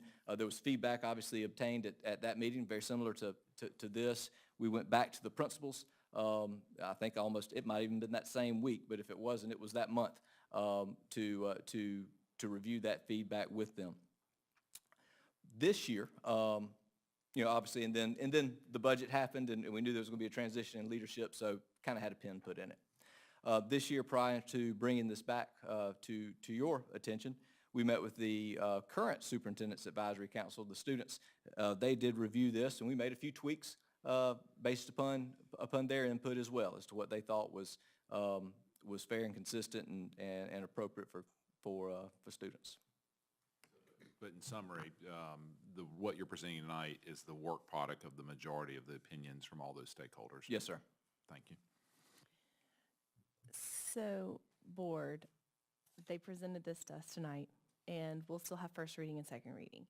And if you look around the room, maybe with the exception of Mr. Anderson's fun attire and my fun attire, the way the people in this room are dressed is respectable and professional. I read a study, and I'll try to find it and send it to you, from like 2017, that stated the way you dress affects the way you perform. And I feel we have to be very careful. I understand we want to hear what the students think, and we want them to, I live with 2 middle schoolers. I understand this deeply about how they want to be comfortable in what they wear. But I also think we have a responsibility to be very careful, because I tell my student teachers, if you loosen up this much, it's hard to rein it back in. And so we really need to be careful about how loose we allow these rules to be, because it's going to make it really challenging to rein it back in. It's just something to think about. I would say thank you for saying that, and also I personally believe, because I have a high schooler, middle schooler, also that we have already let it go too far. So I think we need to hurry up quickly and rein it in as fast as we can. And I would personally like to see, it's 2022, so things have drastically changed. I would like to see some verbiage in here about cross-dressing, things like that. I see, a lot of things at the high school that are frightening, the way these kids are dressing, males dressing like females, etc. So I would like to see that changed also. I guess, Mr. Cooper, will we be soliciting any additional feedback from the students at this point, or is that pretty much done at this point? From the administration's perspective, that's done at this point. But Okay. we can, again, we work at the will of the superintendent and thus the board, and be happy to move forward however you see fit. Okay, thank you. Mr. Cooper, may I ask you about a certain phrase in here? Just curious where it might have, maybe what the intent is. There's a phrase that says students of any body type / size. There's a qualifier there, may wear XYZ. I was curious where that came from. That came from the students. It was, we actually met with the students, 3 different student advisory councils, because this happened over several years. And that was, to say universal is a bit broad, but that was in every group. There was concern about, well, she can get away with wearing it because she looks like this, and this person can't because they look like that. I know that probably wasn't real eloquent, but that's the best way I can summarize it. And one thing we wanted to be clear was that, your body shape doesn't define you, and we have some acceptable things that we expect for everyone. And just because somebody may wear it better, that doesn't necessarily mean it's appropriate. That's where that came from. It was very, very student-driven, and I think kind of speaks to, kind of how sensitive this issue can be for an adolescent. Thank you. And I'm just going to kind of piggyback on what Ms. Henson says. Not to be, that mom, but, I think sometimes, I think more strict is not necessarily a bad thing, especially because I think sometimes parents want to be able to say, well, it's their rule, And so you have to comply.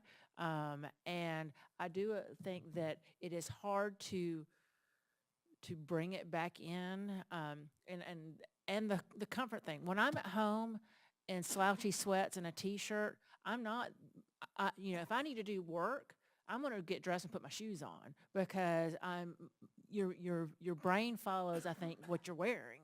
There's just an attitude there. And so I do think that we need to, the students' voices are very important, and we want them to be at ease at school. But I'm not sure that necessarily that means comfortable all the time, because they're there to do work. They're not, it's not hanging out. They're there to go to class and be respectful to each other and be respectful to their teachers and do the work that is the reason they're at school. And I'm not sure that a broadly permissive dress code policy defines what their role is at school, which is to do work. So that, I mean, that's, I know that you have been working on this for 2 years, and I think this is why the dress code keeps coming back up, and that we can't seem to resolve it, because this board definitely wants to be responsive to students, but I'm not sure that's the decision maker when it comes to something like this that defines what our school day looks like. So that's just my feedback on that.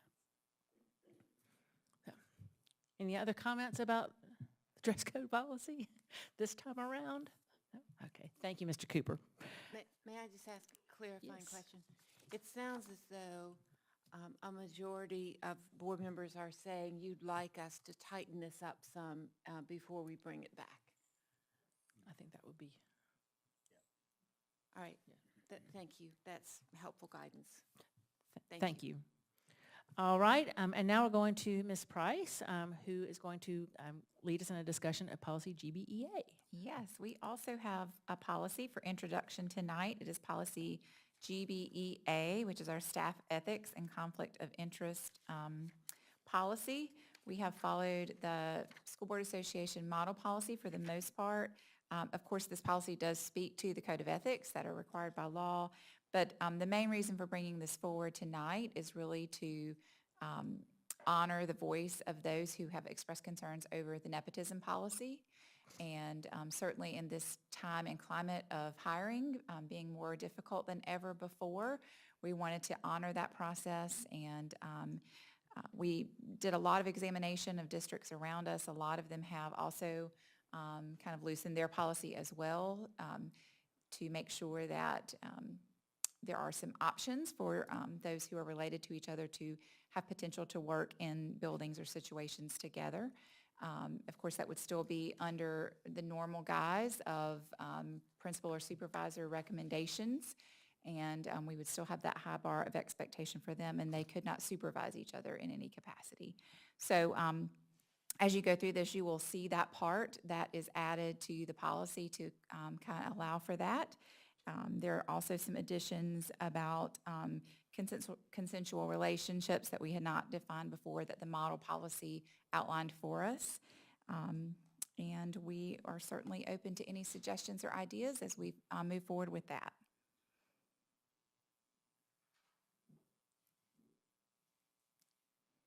Ms. Price, a question on the second page where the South Carolina law is quoted. Would current staff members or family members of Board of Trustees members be grandfathered in? Or would we have to So we would probably need to discuss that. That is already currently in policy, but a little differently worded. So we need to, we would need to have that discussion. And we could put that in the wording here if you would prefer. Okay, and then one more question about the nepotism policy. I know that this has come up in regards to when we have voted on like salary supplements, and we had received a legal opinion because there were some family members that were going to be impacted, that if it was not for a specific class of employee, but it was for all employees, that Board of Trustees members were able to eligible to vote on those sorts of matters. Do we need to clarify that here? Because this is a pretty strongly worded statement. And so I don't know if we just put, or, you know, I don't know how to clarify that here. And we could get advice on that for sure. We felt strongly, as did the attorney, that that would be a smart portion to leave in there. That was in our other policy since it is law. Yeah. Well, and Yeah. I think that's fine. I just, there are one-off situations Sure. where, you know, we've tended to get a legal opinion to authorize that before the board takes action. Just, you know, thinking about that in the future. And it may just be one of those things that we handle it as it comes up. Absolutely, sure. Board, anyone else have questions for Ms. Price about this policy? Not a question, but just a comment. I think you did a really good job in outlining what a family member is. I think that's really important to understand and have outlined in the policy. Thank you. We felt that was important to be clear about that up front. All right, thank you. I think I'm the next one as well. Is it still you? It's still me. All right, then you just keep Carry going, on, right? then. So actually, you know, we are trying to revise several policies and bring those up to date. GBEA, I think, was last revised in 2005. GBEAA is actually the staff ID policy, which it pretty much just says what we need it to say. But we do are really asking that GBEAA R be removed. It is really, it's an administrative rule for identification purposes, but it's a student identification process, and it really just exactly duplicates student policy JICDBBR. So I'm not sure in 2003 why it was put in this portion.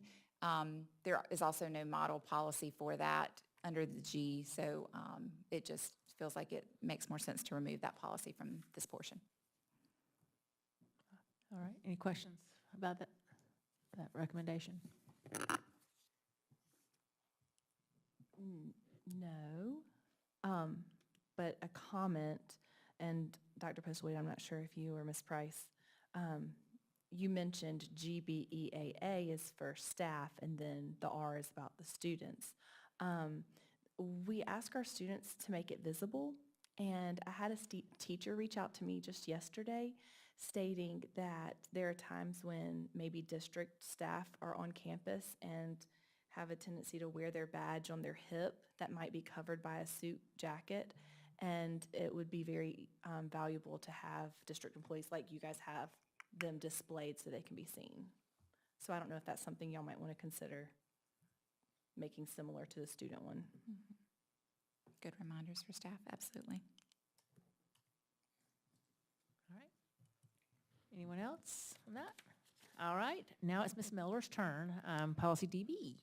Yes, this one is coming to the board for introduction. This is the Policy DB Annual Budget. Just some background information. The last time this was updated was February 2005, and it requires that the district maintain a fund balance of 7% of the general fund budget. Act 23 of 2017, there was a statewide program on district fiscal practices and budgetary conditions which mandates the district to maintain a general reserve fund of at least 1 month of general fund operating expenditures, which is 8.33%. I believe you heard our auditor speak earlier. It is good business practice for a district to maintain an unassigned fund balance between 2 to 3 months. Mr. Hodges recommended that the GFOA's recommendation is 2 months, which is 16.7%. I have actually calculated out a little more to 16.67, but I'll go with rounding on that. But it is 2 months. Right now, we are currently at 25% as of June 30th, 22. We've reviewed the policy, and our recommendation would be for the board to change the policy from 7% to the 16.67%, and we will bring this back to you for first reading in January. Thank you, Ms. Miller. Does anyone have a question for Ms. Miller about this recommendation? All right, thank you very much. All right, moving on to action items, and I believe that Mr. Warren is going to share some information with us. Do we want to do the motion first? All right, let's do the motion first. Do I hear a motion to increase the budget on elementary school number 19? Madam Chair, I move the board increase the budget on elementary school number 19 using option, and there are 3 options. I will read each of them. Option number 1, bid premium $11,600,000, other capital funds $6,500,000, capital project savings $800,000, reduction of IT 8%, fall 2022 bond funds $100,000. And then what is this 19,000? Okay, I'm going to make a point of procedure here just for a second, because we Okay. have 3 options on this motion. So I think we need to have the discussion first, and then Then the mo- yeah, because then the motion. because we can't make a motion for 3 different things all at once. So Yeah. Well, thank you, Madam Chair, members of the board, Dr. Postlewaite. Did want to follow up, obviously we had this discussion at our last meeting and with the presentation regarding ES-19 as part of the 2018 building program. ES-19 as part of the 2018 building program elementary school in the White Knoll attendance area. I did bring to you last week information regarding the cost of that school, and through our work with contractors and identifying what the cost would be, including, the furniture costs, technology costs, all the other things associated with that facility. So I'd like to take this time and answer questions that you have regarding, the time that you've had to review what was provided to you, and anything that you'd like to follow up on. Happy to answer any questions, speak to anything in particular regarding the project. Mr. Warren, how are our contracting vendors, how are they doing staffing their staffs now? I know that was a problem a couple of years ago with COVID and what have you. Yes, sir. We hit our stride with that. We feel really good about, our performance, right now with our contractors and our ongoing projects. Things are getting better in regards to labor and the supply chain. I wouldn't say they're great, but I would say they are improving. So we feel confident moving forward that, we're not going to hit the same types of roadblocks that we've hit the last couple of years with our projects. We have good contractors on board who in turn have good subcontractors on board who are ready to go to work and ready to perform like we need them to, for this project in particular. Thank you. Mr. Warren, I'm not sure if it's for you or Ms. Miller or Dr. Rivers. So one of Okay. the 3 of you, my question is for. that's the same question I was going to ask. So yes. So in the 3 options that were given, one of them is reduction of IT. And so when I think about $100,000 worth of IT that we can reduce just from the fall, are all of our IT projects covered and we don't need that money for them? Yeah, that was my question was, what will that sacrifice? Yeah. I will go ahead and address that, and I'm sure Dr. Rivers will have some things to say as well. It's certainly, the budget for the fall did not cover all of the IT needs, so they do need the entire amount that was there. So if you were to ask for our recommendation at this point, we would say just take it from the general fund balance. I would also like to make it very clear that any of the 3 options are not increasing taxes for any taxpayers. The $11 million is funds that were remaining, that were set aside from the sale of the bonds originally. The $800,000 is the savings from projects. And then utilizing the general fund balance, you have to look at that as kind of your savings account. Right now, the law says you have to have 8.33% in there. I just recommended that you try to keep 16.67% in. We have 25% in there. If we use $100,000 of that, it's not going to change your percentage at all. So my recommendation would be to utilize the general fund balance. All right, so I guess, go ahead and finish. Yeah. Dr. Rivers, we're getting ready to do a district-wide refresh, aren't we? That's correct. That's what the monies are going to be used for, to begin the refresh process.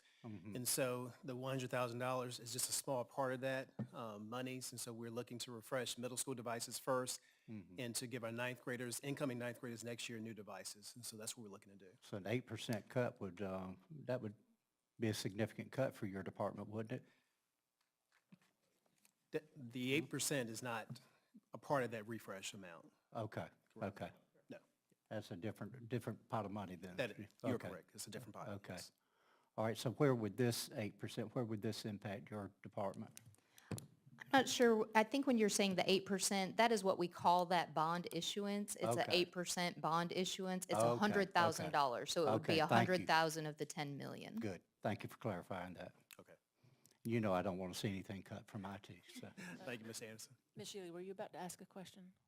I did have a question. So in looking at the increase in the amount from the quote in 2017, just understanding that increase, I know one thing in my job, in my career, when I'm looking at increases over year, we can reference the Bureau of Labor Statistics, and there's rates of inflation that are calculated, and usually you can get a compounded calculation every year to kind of get a benchmark of are the increases you're seeing relative to what's in the market. Have you looked at that as far as the increase we're seeing in this budget, and does it correlate to what's seen in the market? That's a great question. Thank you, Ms. Shealy. Yes, we have at length, because obviously, it is an increase to the budget. It wasn't a quote that we received. It was a budget developed by our construction consultant that helped us develop the bond program back in 2017. And really what I've done, through this process is I've looked at several things in regards to construction inflation and, what that looks like now compared to 2017 and how we got to this point, and how construction inflation is measured is in indexes. You can get in trouble if you start adding percentages of inflation. What the index does is it actually compounds that inflation and gives you a true number, so you don't have a shortfall and you don't come up less than what you need based on that percentage. And when these projects were developed when these budgets were developed in 2017, that index was 90.6, and that's based on a baseline of 100. So that index was 90.6, and the 2023 index, which is when, of course, materials will be ordered, the work will begin. We're looking to break ground here very soon, obviously, on this project, is 127.5. So kind of bringing that back in focus, how you land on a true inflation percentage is you take the index you want to move from, which is 127.5, to the index, the index you want to move to, from the index you want to move from, so that's 127.5 divided by 90.6, which gives you an inflation percentage of 41% since 2017. And, that marries with this project when you look at not just the inflation in regards to construction cost, just in furniture, we've seen in the last 2 years an increase of 25 to 30% just in furniture. Now, typically, you see a 3% increase. You're talking about steel and other goods that go to make that furniture. And so when you go back to 2017, you add in the typical 3%, for those years, and you add in these last 2 years, you're at 40% for furniture. So construction cost, furniture cost, and then you look at other things that are based on that cost, it does marry with what the industry is saying is, where we are right now with inflation going back to 2017. And labor cost. And labor costs as well. Yes, sir. Thank you, that's helpful. So, Mr. Warren, you spoke about the index, which is good. I know you had shared some information with me about that recently, but this school is now going to be approximately 52% higher than it was in 2017 when it was estimated. I guess for the sake of some people that may not be as adept at this, could you speak a little bit to how when we build these schools, we don't necessarily try and go for a low bidder. We kind of use this contract management at risk model, because I think that would help kind of clarify to people how we're trying to do the Yes, building sir. of this school. Yes, sir, happy to. Through the 2018 program, we did use the construction management at risk delivery model. We've done that with every project in this program. And when you go construction manager at risk, you select contractors through an RFP process. You bring them in, just like the same process was applied for the design firms we selected. They're interviewed. You talk about the projects, you look at their historical work, how they performed on similar projects. You get references. You want to make sure you're bringing on board quality contractors who can perform the work that you need to perform. Part of our program included a lot of pretty extensive renovation work. Like, for example, I'm just going to use Oak Grove Elementary School for an example. There was an addition there, but there was also some really intricate lighting upfits, electrical upfits, work that you really need a qualified contractor to do. And when you look at going, with another model will be design, bid, build, you open up the door for possibly bringing people on board who aren't able to perform in the time frames you need them to perform. Because when you're talking about, ripping up the inside of a school over a summer, school starts August the 18th. I mean, that's when it has to be done. Kids have to get back in school. Teachers have to be back in school to be able to do the work that we need to do. And so we were able to assign those projects to contractors that maybe wouldn't normally go after that type of work. And so that was an advantage. We do bring them on board very early. This model allows you to start, meeting with your contractors, meeting with your architects very soon in the process. And the contractors can look at constructability. They can look at, the plans and kind of say, hey, we might can save some here. We might can do some value engineering, which is doing some rework to the plans to save some money and accomplishing the same purpose. You're able to do that in this model that you really can't do in a design, bid, build model. It lets you bring everyone into the game earlier. And then, this project is competitively bid. I mean, the CMR at risk model doesn't equate to you just get a number from a contractor and that's the number. That's not how this process works. They bring to us all their subcontractor bids. We look at those, we review those, we scope those out. Our construction team gets in the weeds with those to make sure that, like I said before, they're qualified subs who can perform the work in the time frame you need to perform. You might can do it, but can you do it in 18 months? If it's going to take you 2.5 years, we can't go that route because we have deadlines to hit. So we look at those numbers, and so it is competitively bid through that CMR that we bring on board very early in the process. I guess the only other thing I'd like to echo is I want to say, first of all, I know we're faced with some challenges with the inflation and things like that. I mean, I like the way you've backed things up with the indexes. But at the same time, if we're looking at the White Knoll area, that's one of the fastest growing areas. I mean, I know we're faced with a challenge, but I'd say this is one of the main areas where we really would need to construct a school. I know you kind of spoke to that also. Yes, sir, that's absolutely correct. We need the school for capacity for several schools in the White Knoll and Lexington attendance area. So the need is critical for this facility, for our system. I think the only other thing probably with Ms. Miller, there's probably some questions that are out there in terms of, this $19 million. We're really almost at I guess what I would say a special time. We're able to tap into this $6.5 million and this, what is it, $11.6 million. I guess, could you speak to that for a second as far as the other capital accounts that we have? I know there's some concern about, hey, is this $60 million that's in this other capital, or is it 6.5, or where we are? I know some people had some questions about that, so if you could speak to that, that'd be great. Yes, sir, I can. We actually have in the other capital projects, $6.5 million. That's the total amount. So it would be using that entire amount.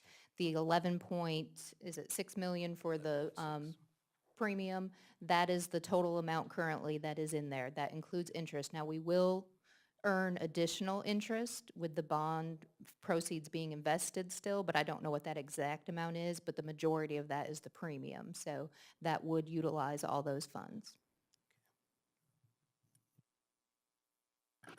What would those funds have been used for otherwise if we weren't spending them here? They would be used for the same purpose for capital projects. They must be used for that. You can't use the premium and interest on bond proceeds for anything other than what the intent was.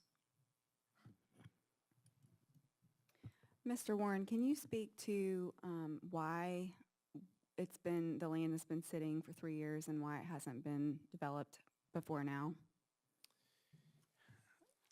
I can speak to, what we discussed last week, which was, we were fighting COVID. I mean, we were knee deep in trying to make sure that we had all hands on deck to be able to run this system like we need to. We had the opportunity, during COVID to watch enrollment. I mean, enrollment did dip, and yes, we knew that those numbers were going to come back, but it provided an opportunity to watch the market to see if these unprecedented numbers were going to continue or flatten back out and return back to, what we were accustomed to seeing, and that just hasn't happened. So, we did pause, and those were the reasons for the pause. I just want to make a statement real quick. I know a lot of,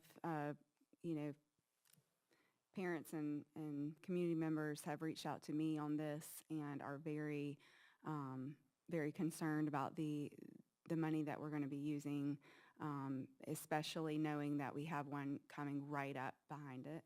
And so I just want to say, for me, I feel like, this has kind of been thrown on us as new board members. So it's a very quick learning curve.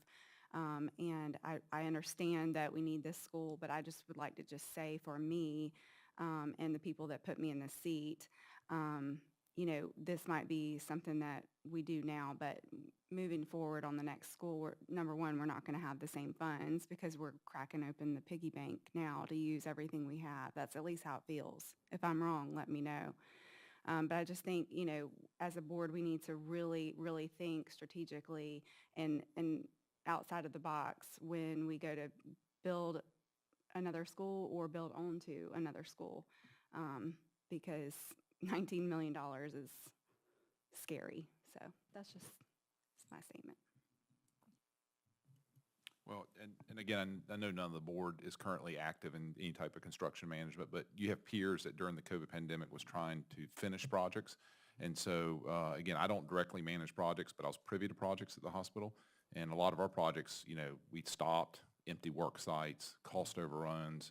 So again, building during a pandemic with a variable workforce is risky as well. So Yes, speaking from experience, early on in the Lakeside process, we shut down the site. The same thing occurred in Centerville.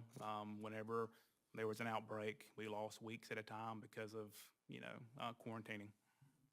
Well, and I'm just curious, Mr. Warren, when the bond program was being put together, the catalyst that was driving the need primarily for this new White Knoll Elementary School was the Bluefield subdivision. And it was projected to be 780, 800 houses. Did it build out as quickly as we anticipated, or was it, what I look at is like the pig and the snake? And we thought the pig and the snake was going to go really fast, but it actually maybe slowed down because of COVID. I don't know. I'm just curious. It did slow down. That neighborhood is going to build out, but it has taken longer than anticipated for that to happen. And I think that might, we thought the need was going to be more immediate than it ended up being, and then you add COVID onto that as well. And so I think the need now is urgent for that school. So anyone else? Questions for Ms. Miller or Mr. Warren? All right, so I think based on Ms. Miller's recommendation, option one would be the best I believe it was option two. Excuse me, option two. But somebody make a motion regarding the elementary school 19. Okay, so you want to read all three of the options? Just or pick one. pick one? Okay. Well, pick one of the options. I don't know that we can do this like this. We can. You just read the one that you, yes, just read the motion and then just read the details of just the option that you're proposing. Okay, all right. I move that the board increase the budget on elementary school number 19 using option number 2 with a bid premium of $11,600,000, other capital funds $6,500,000, capital project savings $800,000, and a general fund balance of $100,000, totaling $19 million. Thank you, Mr. Anderson. Do I have a second? second. Thank you, Dr. Powers. Is there any other discussion, any other additional questions for administration on this? All right. All in favor, please say aye. Aye. Anyone opposed? And the motion carries. Thank you very much. All right, moving on to items for board information. We're going to take a quick minute. So 5 of the board members, including all 3 of our new board members, attended the South Carolina School Boards Association's Legislative Advocacy Conference 2 weeks ago. And we just want to give each of the board members that attended a quick minute to just share a takeaway. Ms. Henson has done this before, so I'm going to let her go first. So I have done this before. It was my 3rd time, I think, attending this conference, but it was my first time being a part of the delegate assembly. And so that was a really unique opportunity where we came together and our district had 9 votes, but it was the School Boards Association talking through their policies and their and stuff like that, and then voting for officers. And so it was just a really fun experience to hear input from all the other districts around our state. And so that was a good experience. And I'll just send it to Ms. McCown. I should have thought about this more. I warned you. I know you did. Totally warned me. I enjoyed being with the board members that were able to attend, and it was definitely eye-opening. It was very informative and organized well.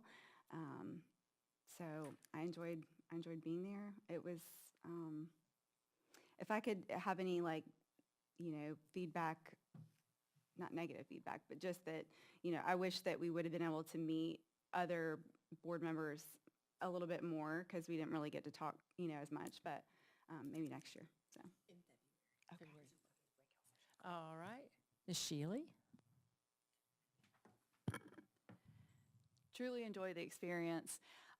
One thing that you'll probably learn about me is that I love quotes. And so I jotted down a number of quotes from the meeting. And one set of quotes I wanted to share, actually from Gail Hughes. She's the new SCSBA president. And this just kind of inspired me. She said, remember why you were doing what you were doing. And I think that's a good reminder for all of us in here. We're all in here for the same purpose. She said, remember the ways education has changed for the better. We got to remember what's been good and how far we've come.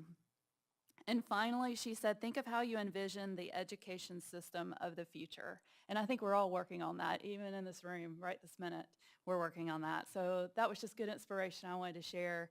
And just a little lighter notes, there was a moment that 5 of your board members were dancing to YMCA in the hotel. It was a great moment. I have a video. And no one else around us was dancing. It was just... It was us. It was great. It was just us. I draw the line at Cupid Shuffle. Mr. Rice? I guess what I would say, it was a great experience to kind of meet people from, different areas and hear some of the challenges, some that were common, some that were very uncommon. I mean, it actually reminded me of how blessed we are to actually be in Lexington One and have access to some of the resources that we have. But I guess the main takeaway, my favorite session of the weekend was hearing from Antoine Seawright and Dave Wilson. And they, they're both kind of from one end to the other, but, to hear them kind of share their perspective on from a legislative perspective and how important our role is. And I guess the thing I took away from that was they said, we as school board members, we need to think day in and day out and do what is best for children. And I think sometimes we lose sight of that, doing what's best for children. The neat part he said is we need to learn how to yell in the places where we agree and whisper in the places where we disagree. And I mean, that was just something for me. We have a tendency to normally yell when we disagree and whisper when we agree, but it kind of flips the opposite, because sometimes you have to do that in order to do what's best for children. And it's almost like they were charging us with a school board, saying, no matter what corner of the state you're coming from, when you go back to that corner, do what's best for children and work together for that end, because that's the true end game.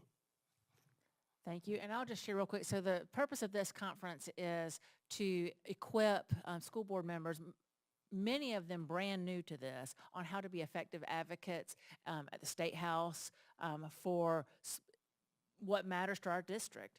And so they always have a legislative panel. It's two state senators and two state representatives. And our very own Senator Katrina Shealy was on that panel. And as you know, she's entertaining and is committed to the children in South Carolina. And so it was great to see her, and she took a picture with us. But it really was a great conference. There was a lot of team building, a lot of chance to get to know each other. And I think it's going to reap benefits for Lexington One. So I'm glad that everybody was able to attend. There are other items for board information. The monthly general fund financial report, the monthly general fund budget transfers report, the monthly capital projects report, the monthly unauthorized procurements report, and the quarterly grants report. We are now concluding our last board meeting of the 2022 calendar year. Woo, it's been a year. On behalf of the board, I'd like to wish each of you a very happy, safe, and joyful winter break. We are thankful for each of you. I am excited about the days ahead for Lexington One under the leadership of the folks in this room. And with that, we will see you in 2023. Do I hear a motion to adjourn the meeting? So moved, Madam Thank you, Chair. Mr. Anderson. Do I have a second? Thank you, Ms. Henson. Any discussion? All right, all in favor, please say aye.